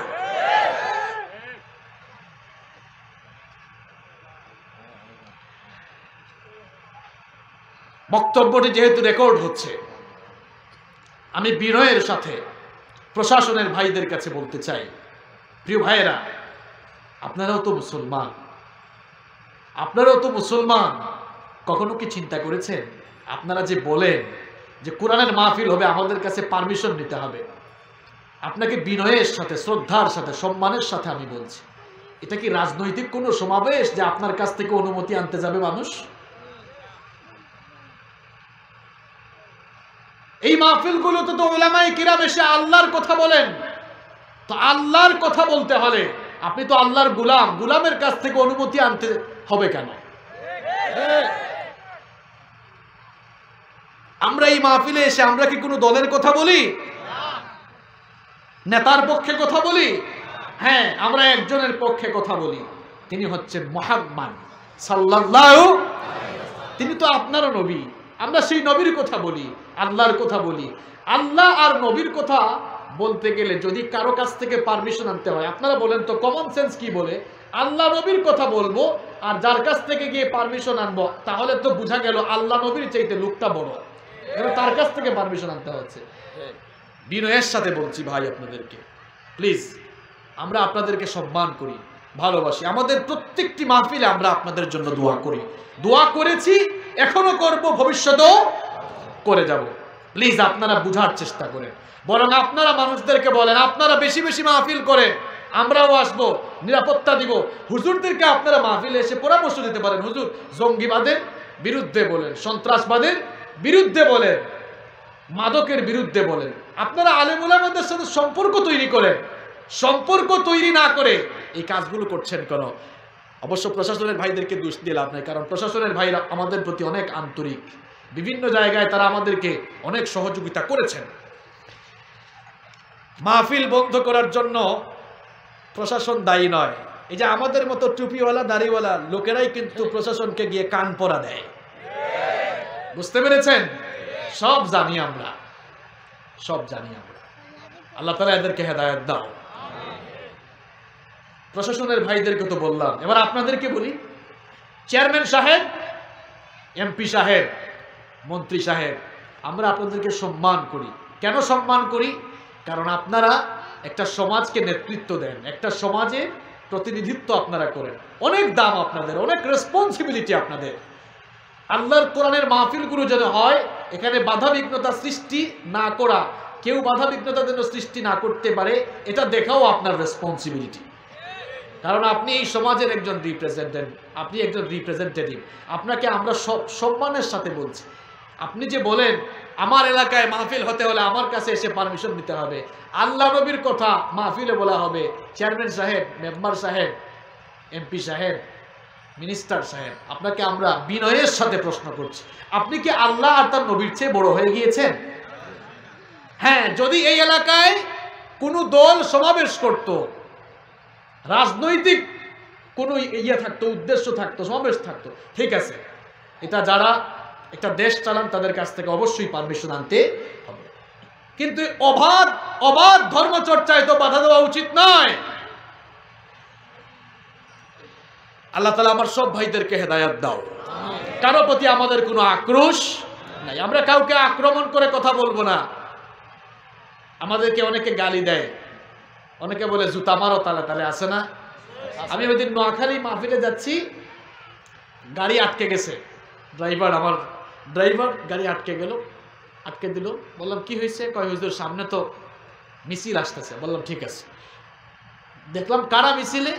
যুবক ছেলেরা, যুবক ভাইরা, আলেমুল আমাদের কার্টুন বানিয়ে কুত্তার মতো চেহারা দিয়ে মাথায় টুপি লাগিয়েছে। যুবক আর তরুণ ভাইয়েরা, তোমার কি মৃত্যুর ভয় নাই? উলামায়ে কেরাম কারা তুমি জানো না? না জানলে শোনো, ইন্নাল উলামা ওয়ারাসাতুল আম্বিয়া, ওনারা সাধারণ মানুষ নন, ওনারা আল্লাহর জমিনে, আল্লাহর এই জমিনে নবীদের প্রতিনিধিত্বকারী। আল্লাহু আকবার। ইনারা নবীদের ওয়ারিস। কেমনে তুমি তাদের সাথে বেঈমানি করো? তবে আমরা তোমাদেরকে গালি দিব না, বকা দিব না। কেন জানো? যেহেতু আমরা নবীদের ওয়ারিস, আমাদের দিল, আমাদের কলিজাটা বড়। তোমরা যদি বলো যে আমাদের গালে জুতা মারবা, আমরা বলবো তোমরা আমাদের কাছে আসো, আমরা তোমাদের কপালে চুমু দিব। আমরা তোমাদেরকে ফিরিয়ে দিব না, আমরা তোমাদেরকে ঘৃণা করি না। আমরা মনে করি তোমরা বুঝো নাই, না বুঝে এই কাজটা করেছো। ফিরে আসো ভাই, ফিরে আসো, আমরা তোমাদেরকে সঠিক পথ দেখাবো। ফিরে আসো আল্লাহর কোরআনের কাছে। তুমি যে বললা জুতা মারবা তালে তালে, তুমি কি দেখো না? তুমি যে কার্টুন বানালা, তুমি যে ছবি আঁকলা, ওখানে আল্লাহর নবীর সুন্নতি দাঁড়িয়ে আছে। তুমি তো কোনো ব্যক্তির গানে জুতা মারার কথা বলছো না। তুমি কি চিন্তা করেছো তুমি স্বয়ং নবীর সুন্নতের গায়ে তুমি জুতা মারতেছো? আল্লাহ এই মাহফিল থেকে তোমার কাছে ফরিয়াদ করছে, আমার কলিজার টুকরা যুবক ভাইগুলাকে তুমি হেদায়েত দাও। তোমাদের প্রতি আমাদের কোনো আক্রোশ নাই। তোমরা তোমাদের ভুলগুলো বুঝতে পেরে এখনো যদি ফিরে আসো, তোমরা তো বলছো আমাদেরকে জুতা মারবা, আর আমরা প্রস্তুত আছি তোমাদেরকে বুকে আলিঙ্গন করে নেওয়ার জন্য, ঠিক কি না? আমরা তোমাদেরকে ভালোবাসি, আমরা তোমাদেরকে ভালোবাসি, মহব্বত করি। আমরা তোমাদেরকে জান্নাতের রাস্তা দেখাতে যাই, তোমাদেরকে আমরা নিয়ে একসাথে জান্নাতে যেতে চাই। আল্লাহ আমাদেরকে কবুল করুন, বলেন আমিন। কষ্ট হচ্ছে আপনাদের? প্রিয় ভাইয়েরা, তাহলে আমাদের প্রতি কোরআনের 2 নাম্বার দাবি হচ্ছে কোরআন বেশি বেশি তেলাওয়াত করুন। আপনারা কি ভুলে যাচ্ছেন নাকি পয়েন্টগুলো মনে রাখতেছেন? আচ্ছা বলেন তো তাহলে সবাই, আমাদের প্রতি কোরআনের 1 নাম্বার দাবি কি? মাশাআল্লাহ। দেখেছেন আপনাদের কিশোরগঞ্জের মানুষ খুব সুশিক্ষিত, তার বহিঃপ্রকাশ ঘটছে, আলহামদুলিল্লাহ পড়েন। 1 নাম্বার দাবি হচ্ছে আল্লাহর কোরআন বিশুদ্ধ করে শিখা। 2 নাম্বার হচ্ছে বেশি বেশি এই কিতাব তেলাওয়াত করা। আমাদের প্রতি কোরআনের 3 নাম্বার দাবি হচ্ছে আপনি নিজে যখন কোরআন শিখবেন তখন অপরকে কোরআন শেখাবেন। প্রিয় ভাইয়েরা, আপনি কোরআন শিখেছেন, আপনার ভাইকে কোরআন শেখান, আপনি আপনার বোনকে কোরআন শেখান। আপনার ওয়াইফ যদি কোরআন না পারে আপনি কোরআন শেখান। মা বোনরা যারা আছেন, একজন স্ত্রী চাইলে খারাপ স্বামীকে ভালো বানিয়ে দিতে পারে, একজন আদর্শবান স্বামী চাইলে একজন খারাপ স্ত্রীকেও ভালো বানিয়ে দিতে পারে কিনা? দুজনের মহব্বত থাকলে ঘরটাকে বরকত দিয়ে ভরে দিবেন কে? ঘরে বরকত যদি বাড়াতে চান তাহলে সুসম্পর্ক বাড়াতে হবে। হাজব্যান্ড ওয়াইফের মধ্যে সম্পর্ক বাড়ানোর দরকার আছে না নাই? ভাবিদের সাথে ভালো ব্যবহার করেন তো আপনারা? ঘরে গিয়ে ভাবিকে সালাম দিবেন। কি দিবেন? কথা কয় না কেন? কি দিবেন? সালাম দেন তো আপনারা? কয় হুজুর শরম লাগে তো, লজ্জা লাগে। ভাবির সাথে এক খাটে থাকেন, লজ্জা করে না, সালাম দিতে বুঝি আপনার লজ্জা লাগে? হ্যাঁ, যে আগে সালাম দেয় সে অহংকার মুক্ত। আবার অন্য হাদিসে রাসূল বলছেন, তোমাদের মধ্যে যারা আগে আগে মানুষকে সালাম দেয় এরা আমার সাথে জান্নাতের নিকটবর্তী হয়ে যাবে। এজন্য ঘরে গিয়েই ভাবিকে সালাম দিবেন। ভাবি যদি আপনার উপরে রেগে থাকে দেখবেন সালাম দিলে একেবারে ঠান্ডা। তবে সালাম দিলে মাঝে মাঝে একটু ঝামেলাও আছে। কি ঝামেলা বলবো? এক ভাই বললেন, হুজুর আমি তো বাসায় গিয়ে কলিং বেল চাপলাম, কলিং বেল চাপার পরে আমার বউ দরজা খুললো, আমি বললাম আসসালামু আলাইকুম। বউ সালামের জবাব ওয়ালাইকুম আসসালাম না দিয়ে বলল, কি ফাইজলামি করো, আমাকে তুমি চিনো না? মানে আমরা মনে করি সালাম শুধুমাত্র স্পেসিফিক পারসন যারা তাদেরকে দেওয়া যাবে না। যত বেশি সালামের প্রসার ঘটাবেন দাম্পত্য জীবনে বরকত দিয়ে ভরে দিবেন কে? আল্লাহ। তো মা বোনটা তো মহিলা প্যান্ডেল থেকে শুনছেন তাই না? তো ভাবিরা খুব খুশি যে আজকে হুজুর আমাদের পক্ষে বলে দিয়েছে, তাইলে আজকে ঘরে গিয়ে সালাম পাবো। ভাবিদেরকেও বলছি, শুধু সালাম পাওয়ার আশা করে বসে থাকলে হবে না, ভাইদেরকেও আগে সালাম দেওয়ার দরকার আছে না নাই? আর ঘরে গিয়ে ভাবিদের সাথে ভালো আচরণ করবেন, প্রশংসা করবেন। কারণ বিবিদের প্রশংসা করতেন মুহাম্মদ সাল্লাল্লাহু আলাইহি ওয়াসাল্লাম। আল্লাহর নবী যখনই ঘরে যেতেন আমাদের মা আম্মা জান আয়েশা রাদিয়াল্লাহু আনহা বলেছেন, বিশ্বনবী সাল্লাল্লাহু আলাইহি ওয়াসাল্লাম আমাকে এত ভালোবাসতেন, এত মহব্বত করতেন। আমার নাম তো ছিল আয়েশা, কিন্তু আদর করে আমার নবী মাঝে মাঝে আমাকে আয়েশ ডাকতেন, মাঝে মাঝে আদর করে আমাকে হুমায়রা বলে ডাকতেন। সুবহানাল্লাহ। আপনার ওয়াইফের নাম থাকুক না কুলসুমা বেগম, ঠিক আছে, থাকুক না তাবাসসুম, থাকুক না তারান্নুম, আপনার যেই নামে ডাকতে মন চায় সেই নামে ডাকেন, বরকত দিবেন কে? ভালোবাসা বাড়াবেন কে? ঘরে গেলেই ভাবির প্রশংসা করবেন। আপনারা তো প্রশংসা করেন না, গিয়েই গুয়ারের মতো আচরণ করেন। গুয়ার বুঝেন তো আপনারা? সারাদিন চাকরি বাকরি ব্যবসা বাণিজ্য শেষ করে ঘরে ঢুকাই, সালাম কালাম তো নাই, কিছুই নাই, ঘরে ঢুকি তাকায় না, ভাত নিয়ে আসো, কি নিয়ে আসো? অথচ আপনি যাওয়ার আগে আপনার ওয়াইফ আপনার জন্য সেজে গুজে বসে আছে, আপনি সুন্দর করে তাকানো না, একটু আই লাভ ইউ বলেন না। হাসলেন কেন? দেখছেন বাহিরের মেয়েদেরকে দেখলে তো আই লাভ ইউ বলতে মন চায়। প্রত্যেক দিন নিজের ওয়াইফকে কয়েকশো বার আই লাভ ইউ বলবেন, বলবেন তো? আই লাভ ইউ কি খারাপ শব্দ? আই লাভ ইউ ইংরেজি, এর বাংলা কি? ওহেব্বুকা, ওহেব্বুকি, ওহেব্বুকা বা ওহেব্বুকি, ঠিক আছে? আপনি বলবেন, যত বেশি বলবেন তত বেশি নাকি হবে। সুবহানাল্লাহ। দাম্পত্য জীবনটা কত পবিত্র দেখেন। বিয়ের আগে কোন নারীর দিকে তাকালে গুনাহ, কোন নারীর হাত টাচ করলে জিনা, কিন্তু বিয়ের পরে আপনার ওয়াইফের দিকে তাকালেও নেকি, আপনার ওয়াইফকে টাচ করলেও আমলনামায় নেকি দেন কে? কি পবিত্র এক সম্পর্ক। তো আপনার বউকে আপনি আই লাভ ইউ বলবেন না তো কাকে বলবেন? আপনি শত শতবার বলবেন, হাজার হাজার বার বলবেন, যত বলবেন ভালোবাসা বাড়িয়ে দিবেন কে? গল্প শোনাবেন মাঝে মাঝে, রোমান্টিক হয়ে যেতে হবে। পৃথিবীতে রাসূল করিম সাল্লাল্লাহু আলাইহি ওয়াসাল্লামের মতো রোমান্টিক আর কেউ ছিল বলে আমার মনে হয় না। আপনি তো নবীর সিরাত পড়েন নাই, বায়োগ্রাফি পড়েন নাই। আমার নবীর জীবনী পড়ে দেখেন, সিরাত পড়ে দেখেন। আমাদের মা আম্মা জান আয়েশা রাদিয়াল্লাহু আনহা তার নিজের বর্ণনা, তিনি বলছেন, আমার কুলে মাথা রেখে আমার নবী আমাকে মাঝে মাঝে গল্প শোনাতেন। কত সুন্দর আচরণ করেছেন। আপনি ঘরে গিয়ে দেখলেন এখনো বউ নাস্তা বানায় নাই, রান্না বান্না করে নাই, তখন মিটার গরম হয় না নরম হয়? হায় হায় হায়, সবাই বলছে গরম হয়। গরম হয়ে যায় আপনাদের? এখন ঘরে গিয়ে বউয়ের সাথে মেজাজ গরম করা, এটা কি নবীর স্বভাব নাকি? এটা তো নবীর স্বভাব নয়। আম্মা জান আয়েশা রাদিয়াল্লাহু আনহা বলেছেন, আমার নবী সারাদিন শেষে যখন ঘরে ফিরে দেখতেন এখনো রান্না বান্না প্রস্তুত হয় নাই, কোনোদিন রাগ করেন নাই, বরং বলতেন, আয়েশা গো চলো আমি তোমাদের সাথে নিজে রান্না বান্নায় সহযোগিতা করব। সুবহানাল্লাহ। মাঝে মাঝে থালা বাসন আপনারাও ধুয়ে দিয়ে, দেখবেন ভাবি ভালোবাসা বাড়ায় দিবে। একদিন বলবেন যে দাও না, তুমি তো প্রত্যেকদিন ধুও, আমি একটু আজকে ধুয়ে দিই। ভালোবাসা দাম্পত্য জীবনে বারাকা বাড়িয়ে দিবেন কে?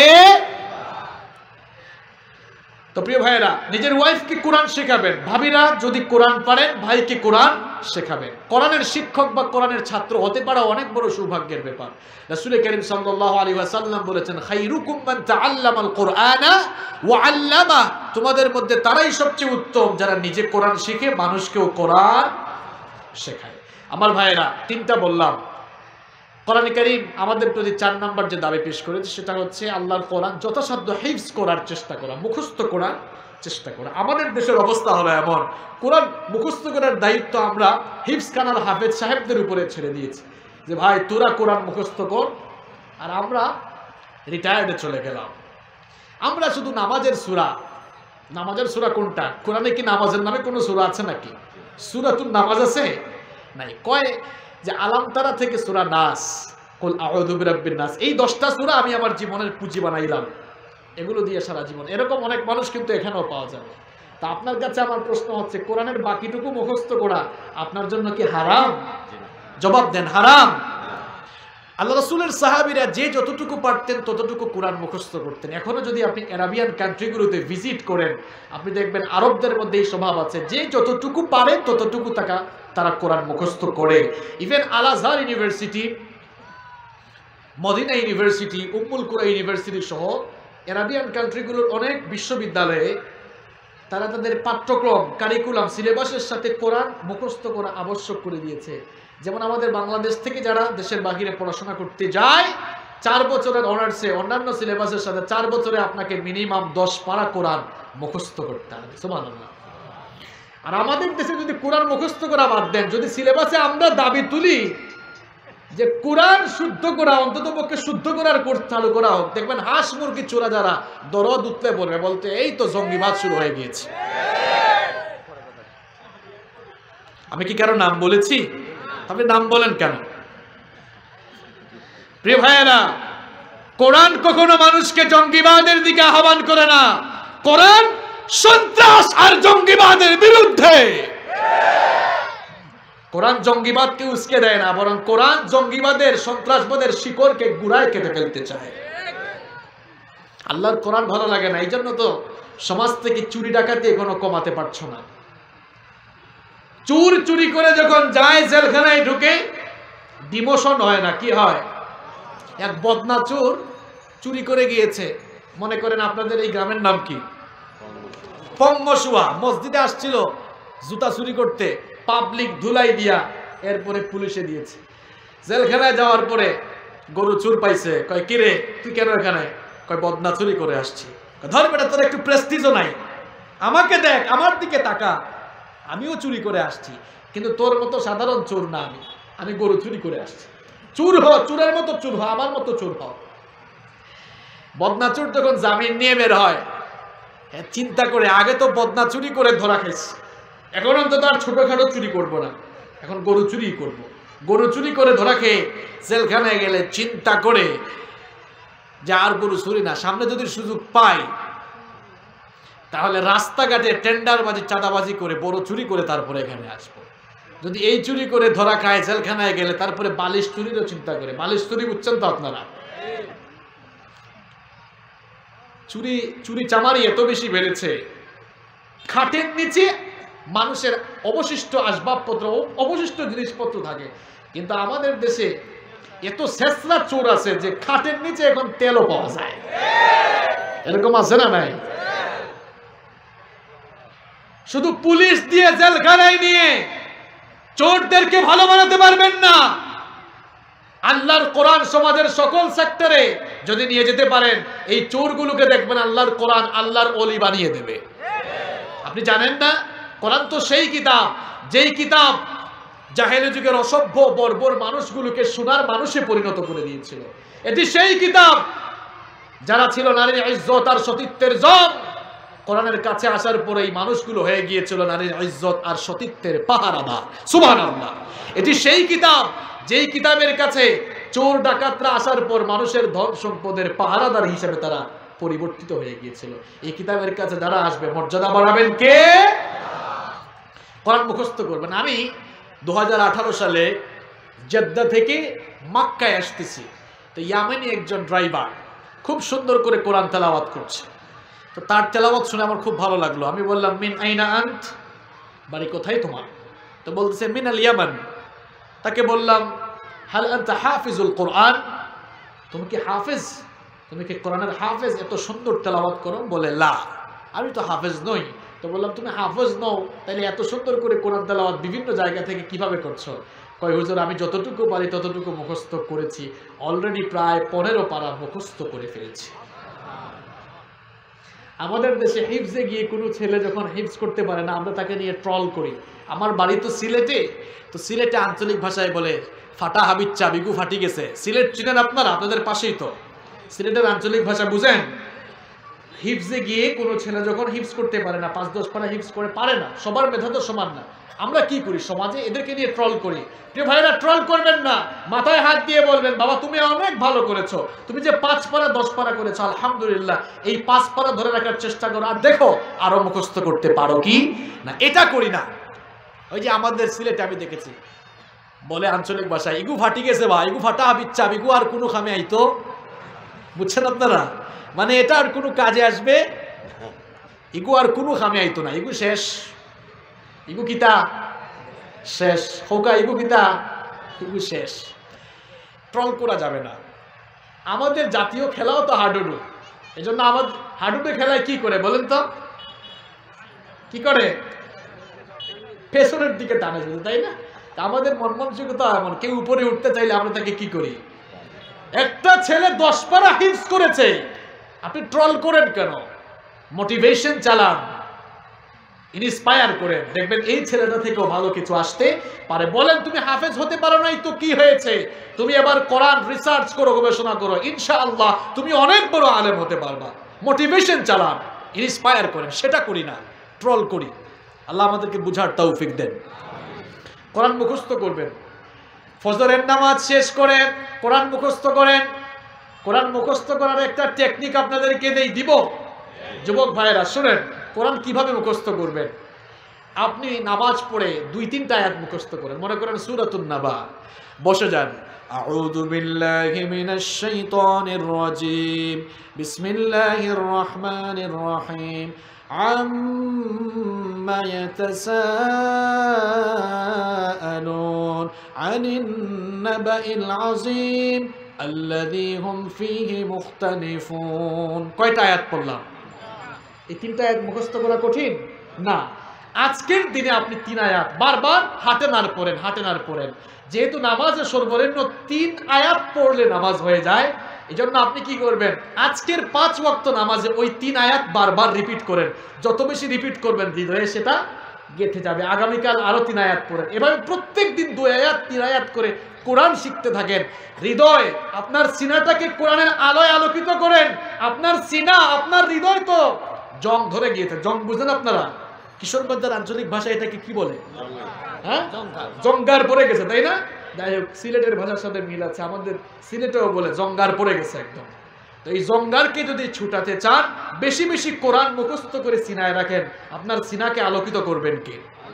কোরআন মুখস্থ করবেন তো আজ থেকে। কষ্ট হচ্ছে আপনাদের? 10 মিনিট 15 মিনিট থাকা যাবে না? 15 মিনিটে আমরা শেষ করবো ইনশাআল্লাহ। কোরআনের 5 নম্বর দাবি হচ্ছে আল্লাহর কোরআনকে আপনি বুঝবেন, বুঝার জন্য চেষ্টা করবেন। আল্লাহ রসুলের সাহাবীরা বুঝে বুঝে কোরআন তেলাওয়াত করতেন, আর আপনি বুঝেন না, তুতা পাখির মতো কোরআন খালি পড়ে যান। আচ্ছা বলেন তো, ও চাচা আপনি বলেন তো, সুপ্রিম কোর্ট থেকে আপনার নামে যদি আগামীকাল একটা নোটিশ আসে, নোটিশটা ইংরেজিতে যদি লেখা থাকে, আপনি ইংরেজি ভাষা পারেন না, যখনই দেখবেন এটা সুপ্রিম কোর্ট থেকে আসছে, জানে আর পানি থাকবে? ভাববে না জানি মামলা হয়ে গেল কিনা। পাশের বাড়ির ছেলেকে ডেকে বলবো, বাবারে তুমি তো ইংলিশ পারো, ইংরেজি পারো, পড়ো তো দেখো এটা কি লিখছে। এবার যুবক ভাইদেরকে বলি, আমেরিকা থেকে অথবা লন্ডনে, মনে করো হার্ভার্ড, ক্যামব্রিজ অথবা অক্সফোর্ড ইউনিভার্সিটি থেকে অফার লেটার এসেছে তোমার কাছে। তো অফার লেটারে কিছু কিছু শব্দ বুঝতেছো না, যে সবচেয়ে ভালো বুঝে তার কাছে নিয়ে যাবা কিনা, নিয়ে যাবা কিনা? তো বুড়া বাবারা সুপ্রিম কোর্টের নোটিশ আসলে নোটিশ বুঝার জন্য এত পাগল হয়ে যান, যুবক তরুণ ভাইয়েরা অফার লেটার আসলে অফার লেটার বুঝার জন্য এত পাগল হয়ে যাও। ১৫০০ বছর আগে আল্লাহ তাআলা জীবন পরিবর্তনের জন্য কিতাব দিলেন, এই কিতাব বুঝার জন্য তো আজও আপনি পাগল হলেন না। তুতা পাখির মতো কোরআন পড়ে, এরকম তুতা পাখির মতো কোরআন পড়ার জন্য আল্লাহ কোরআন দেন নাই। আল্লাহ তাআলা বলছেন আফালা ইয়াতাদাব্বারুনাল কুরআন আম আলা কুলুবিন আকফালুহা, কেন তোমরা কোরআন বুঝো না, কোরআন বোঝার জন্য চেষ্টা করো না? তবে কি অন্তরে তালা লাগিয়ে দিয়েছো নাকি? অন্তরের তালা খুলে দিয়ে আল্লাহর কোরআন বোঝার জন্য চেষ্টা করো, জীবনটাকে বরকত দিয়ে ভরে দিবেন কে? কোরআনটা বোঝার জন্য চেষ্টা করতে হবে। আমাদের প্রতি কোরআনের ৬ নম্বর দাবি হচ্ছে কোরআন অনুযায়ী আমল করা। কোরআন অনুযায়ী কি করা? আমল করা। কোরআন অনুযায়ী আমল করতে হবে। আমার নবী ছিলেন প্র্যাকটিক্যাল কোরআন। আম্মা জান আয়েশা রাদিয়াল্লাহু আনহার কাছে সাহাবায়ে কেরাম জানতে চাইলেন কাইফা কানা খুলুকুন নবী সাল্লাল্লাহু আলাইহি ওয়াসাল্লাম, ওগো আমাদের মা, আমাদের নবীর চরিত্র কেমন ছিল? আম্মা জান আয়েশা রাদিয়াল্লাহু আনহা তখন বললেন, আল্লাহ রাসূলের সাহাবীরা তোমরা কি কোরআন পড়ো না? আমার নবী ছিলেন প্র্যাকটিক্যাল কোরআন। সুবহানাল্লাহ, কোরআনের বাস্তব নমুনা ছিলেন তিনি। এখন আপনার জীবন আর কোরআনের জীবন যদি এক না হয়, বুঝতে হবে কোরআনের দাবি পূরণ করতে পারে নাই। কোরআন কি মিথ্যা কথা বলার পক্ষে না বিপক্ষে? এখন জবাব দিতে হবে, কোরআন কি মিথ্যার পক্ষে না বিপক্ষে? কিন্তু আপনি তো মিথ্যা বলেন। কোরআন কি সুদের পক্ষে না বিপক্ষে? কিন্তু আপনি তো সুদখোর। কিছু মানুষ তো এমন আছে মসজিদে একেবারে সামনের কাতারে নামাজে দাঁড়ায়, আবার সুদ খাওয়ার বেলায় সামনের কাতারে থাকে। কিশোরগঞ্জে এমন মানুষ নাই? তো নামাজ কি দুর্নীতির, কোরআন কি দুর্নীতির পক্ষে না বিপক্ষে? আমাদের দেশে কিছু মানুষ আছে, কোরআন কি আমরা পড়ি না, দেখেন টক শোতে এসে বলে কোরআন কি আমরা পড়ি না? আমরা প্রত্যেক দিন কোরআন পড়ি। হ্যাঁ, তুমি কোরআন পড়ো ঠিক আছে, একদিকে কোরআন পড়ো, অন্যদিকে হাজার হাজার কোটি টাকার দুর্নীতি করো। কিসের কোরআন পড়ো তুমি? কোরআনটাকে বুঝে পড়তে হবে এবং জীবনে তার বাস্তব প্রয়োগ করতে হবে। আমাদের প্রতি কোরআনের ৭ নম্বর দাবি হচ্ছে কোরআনের দাওয়াত চতুর্দিকে ছড়িয়ে দিতে। শুধুমাত্র তাসবির দানা টিপে টিপে নিজে জান্নাতের তালাশ করলে হবে না। নিজে কোরআন পড়ে কোরআন বুঝে ঘরের ভিতরে বসে থাকলে হবে না। নিজের সমাজটাকেও কোরআনের আলোয় আলোকিত করার দরকার আছে না নাই? নিজের সমাজকে, নিজের রাষ্ট্রকে যদি কোরআনের আলোয় আলোকিত করতে চান, ঘর থেকে বের হয়ে যেতে হবে, মানুষের কাছে কোরআনের দাওয়াত নিয়ে যেতে হবে। স্কুল কলেজ ইউনিভার্সিটিতে যারা পড়ছো, কোরআনের আন্দোলনে শামিল হয়ে যেতে হবে। নিজে কোরআন পড়বা, বুঝবা, মানুষকে কোরআন গিফট করবা, মানুষকে কোরআনের আন্দোলনের দিকে, তোমার সহপাঠী ভাইদেরকে কোরআনের আন্দোলনের দিকে দাওয়াত দিতে হবে। ঠিক কি না? বলেন প্রিয় ভাইরা, জবাব দেন তো। রাসূল করিম সাল্লাল্লাহু আলাইহি ওয়াসাল্লাম এর কাছে কোরআন কি একদিনে নাজিল হয়েছে? কথাটা বুঝে জবাব দেন। একদিনে নাজিল হয়েছে? একদিনে না, সুদীর্ঘ 23 বছরে নাজিল হয়েছে। আল্লাহ তাআলা তো চাইলে একবারে নাজিল করতে পারতেন, কিন্তু অল্প অল্প করে নাজিল করলেন। যতটুকু আসলো ততটুকু দাওয়াত দিলেন। এভাবে 23 বছর শুধু কোরআনের দাওয়াত দিয়ে গেলেন। আপনাকেও কোরআনের দাওয়াত দিতে হবে, নতুবা আল্লাহর কাছ থেকে ছাড় পাওয়া যাবে। কোরআন যেভাবে পড়বেন, কোরআন তেলাওয়াত শিখবেন, পড়বেন, বুঝবেন, মানবেন, মানুষকেও কোরআনের দাওয়াত দিবেন। এবার সবচাইতে গুরুত্বপূর্ণ পয়েন্টটি বলে আমরা আলোচনা শেষ করব। আমাদের প্রতি কোরআনের ৮ নম্বর দাবি হচ্ছে কোরআন অনুযায়ী সবকিছু পরিচালনা করা। আমাদের সমস্যাটা কোন জায়গায় জানেন? বলবো আপনাদেরকে। আচ্ছা, কোরআনের দাবি কয়টা? সবাই বলেন কয়টা? ৮ নম্বর দাবির আগে আরো কয়টা দাবি আছে? ৭টা দাবি আছে। আমরা একেবারেই ৮ নম্বরটা বাস্তবায়ন করে ফেলতে চাই, কিন্তু না আমার ভাইয়েরা, ৮ নম্বরটা একবারে বাস্তবায়ন হবে না। এখানে ক্রমধারা অবলম্বন করতে হবে, ক্রমান্বয়ে আসতে হবে। ৮-এর আগে যে আরো ৭টা কাজ আছে, ওই ৭টি কাজ করলেই দেখবেন ৮ নাম্বার একেবারে ব্যক্তি জীবন, পারিবারিক জীবন, সমাজ জীবন, রাষ্ট্রীয় জীবন, সব জায়গায় তখন কোরআনের আইন বাস্তবায়ন করা সহজ হয়ে যাবে। আমার নবীর তরিকাও ছিল এইটা। সবাইকে কোরআন শিখিয়েছেন, বুঝিয়েছেন, পড়িয়েছেন, আমল করিয়েছেন, দাওয়াত দিয়েছেন, এরপরে সবাইকে নিয়ে মদিনায় গিয়ে কোরআনের রাষ্ট্র গঠন করেছিলেন। এজন্য প্রিয় ভাইয়েরা, দিন কায়েমের আন্দোলনে শামিল হলে এই 7টি বিষয়কে মাথায় রাখতে হবে।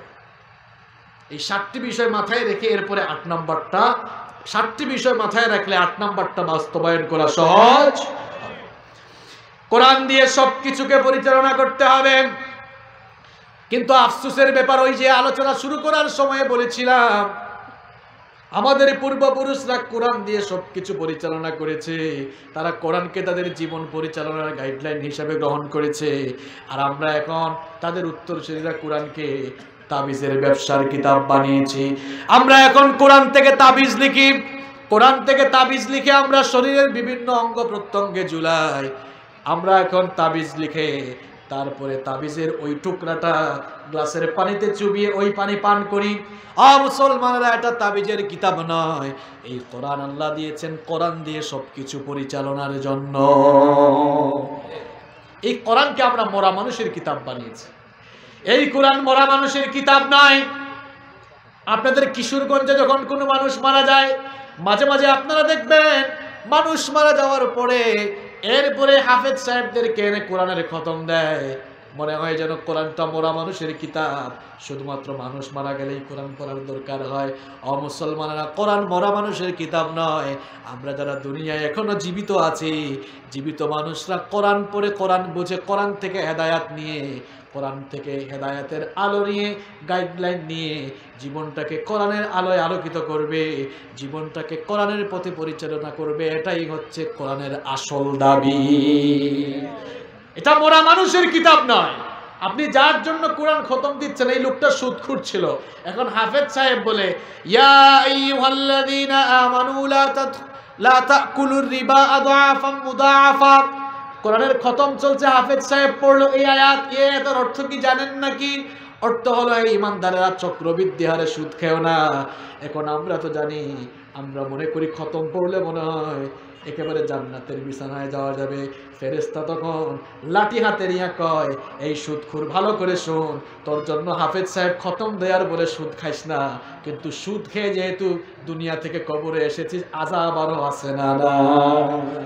এটা মরা মানুষের কিতাব না, এটা জীবিত মানুষের কিতাব। হুদাল লিন্নাস, এটা মানব জাতির হেদায়েতের জন্য আল্লাহর তরফ থেকে এসেছে, ঠিক কি না? এটা মরা মানুষের কিতাব নয়। এটা এমন কিতাব, এর মধ্যে অর্থনীতি, রাজনীতি, পররাষ্ট্রনীতি, কোনো নীতি বাদ নাই। আল্লাহ তাআলা কোরআনে কারীমের 16 নম্বর সূরা সূরাতুন নাহালের 89 নম্বর আয়াতের শেষাংশে বড় সুন্দর করে বললেন, ওয়া নাযালনা আলাইকাল কিতাবা তিবয়ানাল লিকুল্লি শাইইন ওয়া হুদান ওয়া রাহমাতান ওয়া বুশরা লিল মুসলিমিন। এমন একটি কিতাব নাজিল করেছি আপনার কাছে যেখানে কোনো বিষয় আমি বাদ দেয় নাই। প্রিয় ভাইয়েরা, এই কোরআনের শাসন সব জায়গায় থাকুক, আপনারা চান কি চান না? এই কোরআন দিয়ে শিক্ষাঙ্গন, আইন, আদালত, রাষ্ট্র যতদিন না চলবে ততদিন পর্যন্ত শান্তির স্লোগান মানুষ দিতেই থাকবে। আল্লাহর কসম, শান্তি মানুষ কোনোদিনও খুঁজে পাবে। কোরআনের শাসন যেখানে আছে সেখানেই শান্তি আছে না নাই? সেখানে জবাবদিহিতাও আছে। কেমন জবাবদিহিতা শুনেন। যেই সমাজ, যেই দেশ কোরআনের আলোকে চলে, আর কোরআনওয়ালা নেতারা যদি দেশটা চালায়, তাহলে সেখানের মধ্যে কেমন জবাবদিহিতার অনুভূতি থাকে, ভালো করে শুনেন। সাইয়েদনা ওমর ইবনুল খাত্তাব রাদিয়াল্লাহু আনহু, তিনি অর্ধ পৃথিবী শাসন করেছেন। এই বাংলাদেশের মতো ছোটখাটো দেশের প্রেসিডেন্ট ছিলেন না, অর্ধ পৃথিবী শাসন করেছেন সাইয়েদনা ওমর ইবনুল খাত্তাব রাদিয়াল্লাহু আনহু। তারা যখন রাষ্ট্র পরিচালনা করেছেন, কোরআনকে সংবিধান বানিয়ে, কোরআনের আইনের আলোকে দেশটা, রাষ্ট্র যখন পরিচালনা করেছেন, জবাবদিহিতার অনুভূতি তাদের ভেতরে কিরকম ছিল, ভালো করে শোনেন।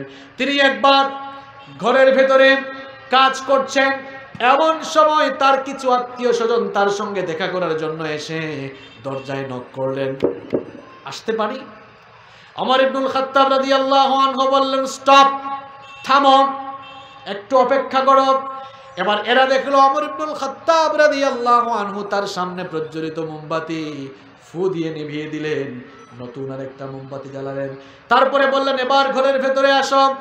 এরা কিউরিসিটি, কৌতূহল চাপতে না তাদের কৌতূহল চেপে রাখতে না পেরে বলল, ওগো আমিরুল মুমিনিন, মোমবাতি তো আপনার সামনে প্রজ্বলিত ছিল, সেটা নিভিয়ে আবার নতুন করে মোমবাতি জ্বালালেন কেন? ওমর ইবনুল খাত্তাব রাদিয়াল্লাহু আনহু জবাব দিলেন, তোমরা আমার আত্মীয়, হয়তো ব্যক্তিগত কথাবার্তা বলার জন্য তোমরা এসেছো। আমি রাষ্ট্রের টাকায় কেনা মোমবাতি দিয়ে রাষ্ট্রের কাজ করছিলাম। তোমরা তো আমার আত্মীয় স্বজন, এসেছো ব্যক্তিগত কথা বলার জন্য। সুতরাং রাষ্ট্রের টাকায় কেনা মোমবাতি দিয়ে আমি আমার নিজের ব্যক্তিগত কাজ করতে পারি না। এই জন্য রাষ্ট্রের টাকায় কেনা মোমবাতির আগুন নিভিয়ে দিয়ে নিজের টাকায় কেনা মোমবাতির আগুন আমি জ্বালিয়ে দিলাম। রাষ্ট্রপ্রধানের ভেতরে আল্লাহর ভয়, জবাবদিহিতার নমুনা। আমাদের দেশে রাষ্ট্রপ্রধান হওয়া লাগবে না, মেম্বার হইতে পারলেই হইছে। চাল চুর, টিন চুর, তেল চুর আছে না নাই? সরকার ইমাম সাহেবদেরকে 2500 টাকা করে দিয়েছিল না করোনার সময়? ওগুলাও খেয়ে ফেলছে। কেমন ডাকাইতের ডাকাইত আছে না নাই? বঙ্গবন্ধুর একটা কথা মনে পড়ে গেল, এদেশের স্বাধীনতার স্বপ্নদ্রষ্টা, স্বাধীনতার মহান স্থপতি, যে চুরের দলেরা এমন ভাবে চুরি করলো যে আমার নিজের কম্বলটা পর্যন্ত, জানেন কিনা আপনারা? বঙ্গবন্ধুর জীবনী আপনারা পড়বেন, অসাধারণ একজন মানুষ ছিলেন তিনি। তার জীবনে যেগুলো ভালো দিক আছে সেগুলো নেওয়ার দরকার আছে না নাই? খুব সুন্দর করে বলেছিলেন। আরেকটা ঘটনা তো আপনারা জানেন কিনা আমি জানি না, জীবনী পড়বেন আপনারা। গ্রাম থেকে এক লোক একবার কিছু সবজি নিয়ে আসছিল।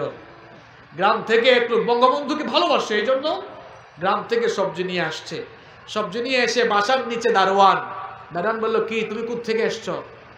বললো, আমি তো গ্রাম থেকে এসেছি, বঙ্গবন্ধুর জন্য নিজের হাতে আমি এই শাকসবজিগুলো ক্ষেত থেকে নিয়ে আসছি, খুব টাটকা জিনিস, নিজের হাতে দিতে চাই। কয় না, স্যার ব্যস্ত আছেন, এখন যাওয়া যাবে না।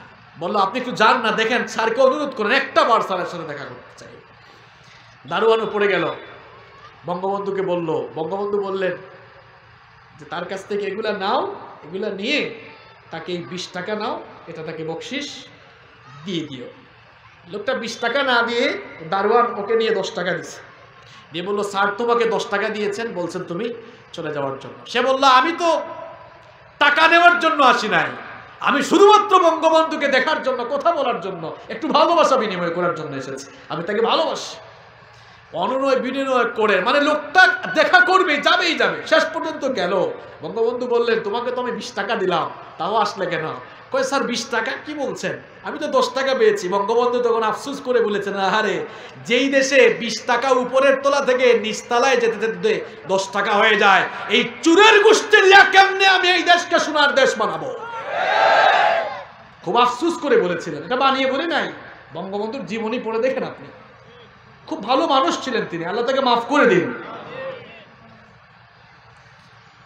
প্রিয় ভাইয়েরা, এই কোরআন দিয়ে যখন সবকিছু চলবে, তখন শাসকদের অন্তরে জবাবদিহিতার অনুভূতি পয়দা।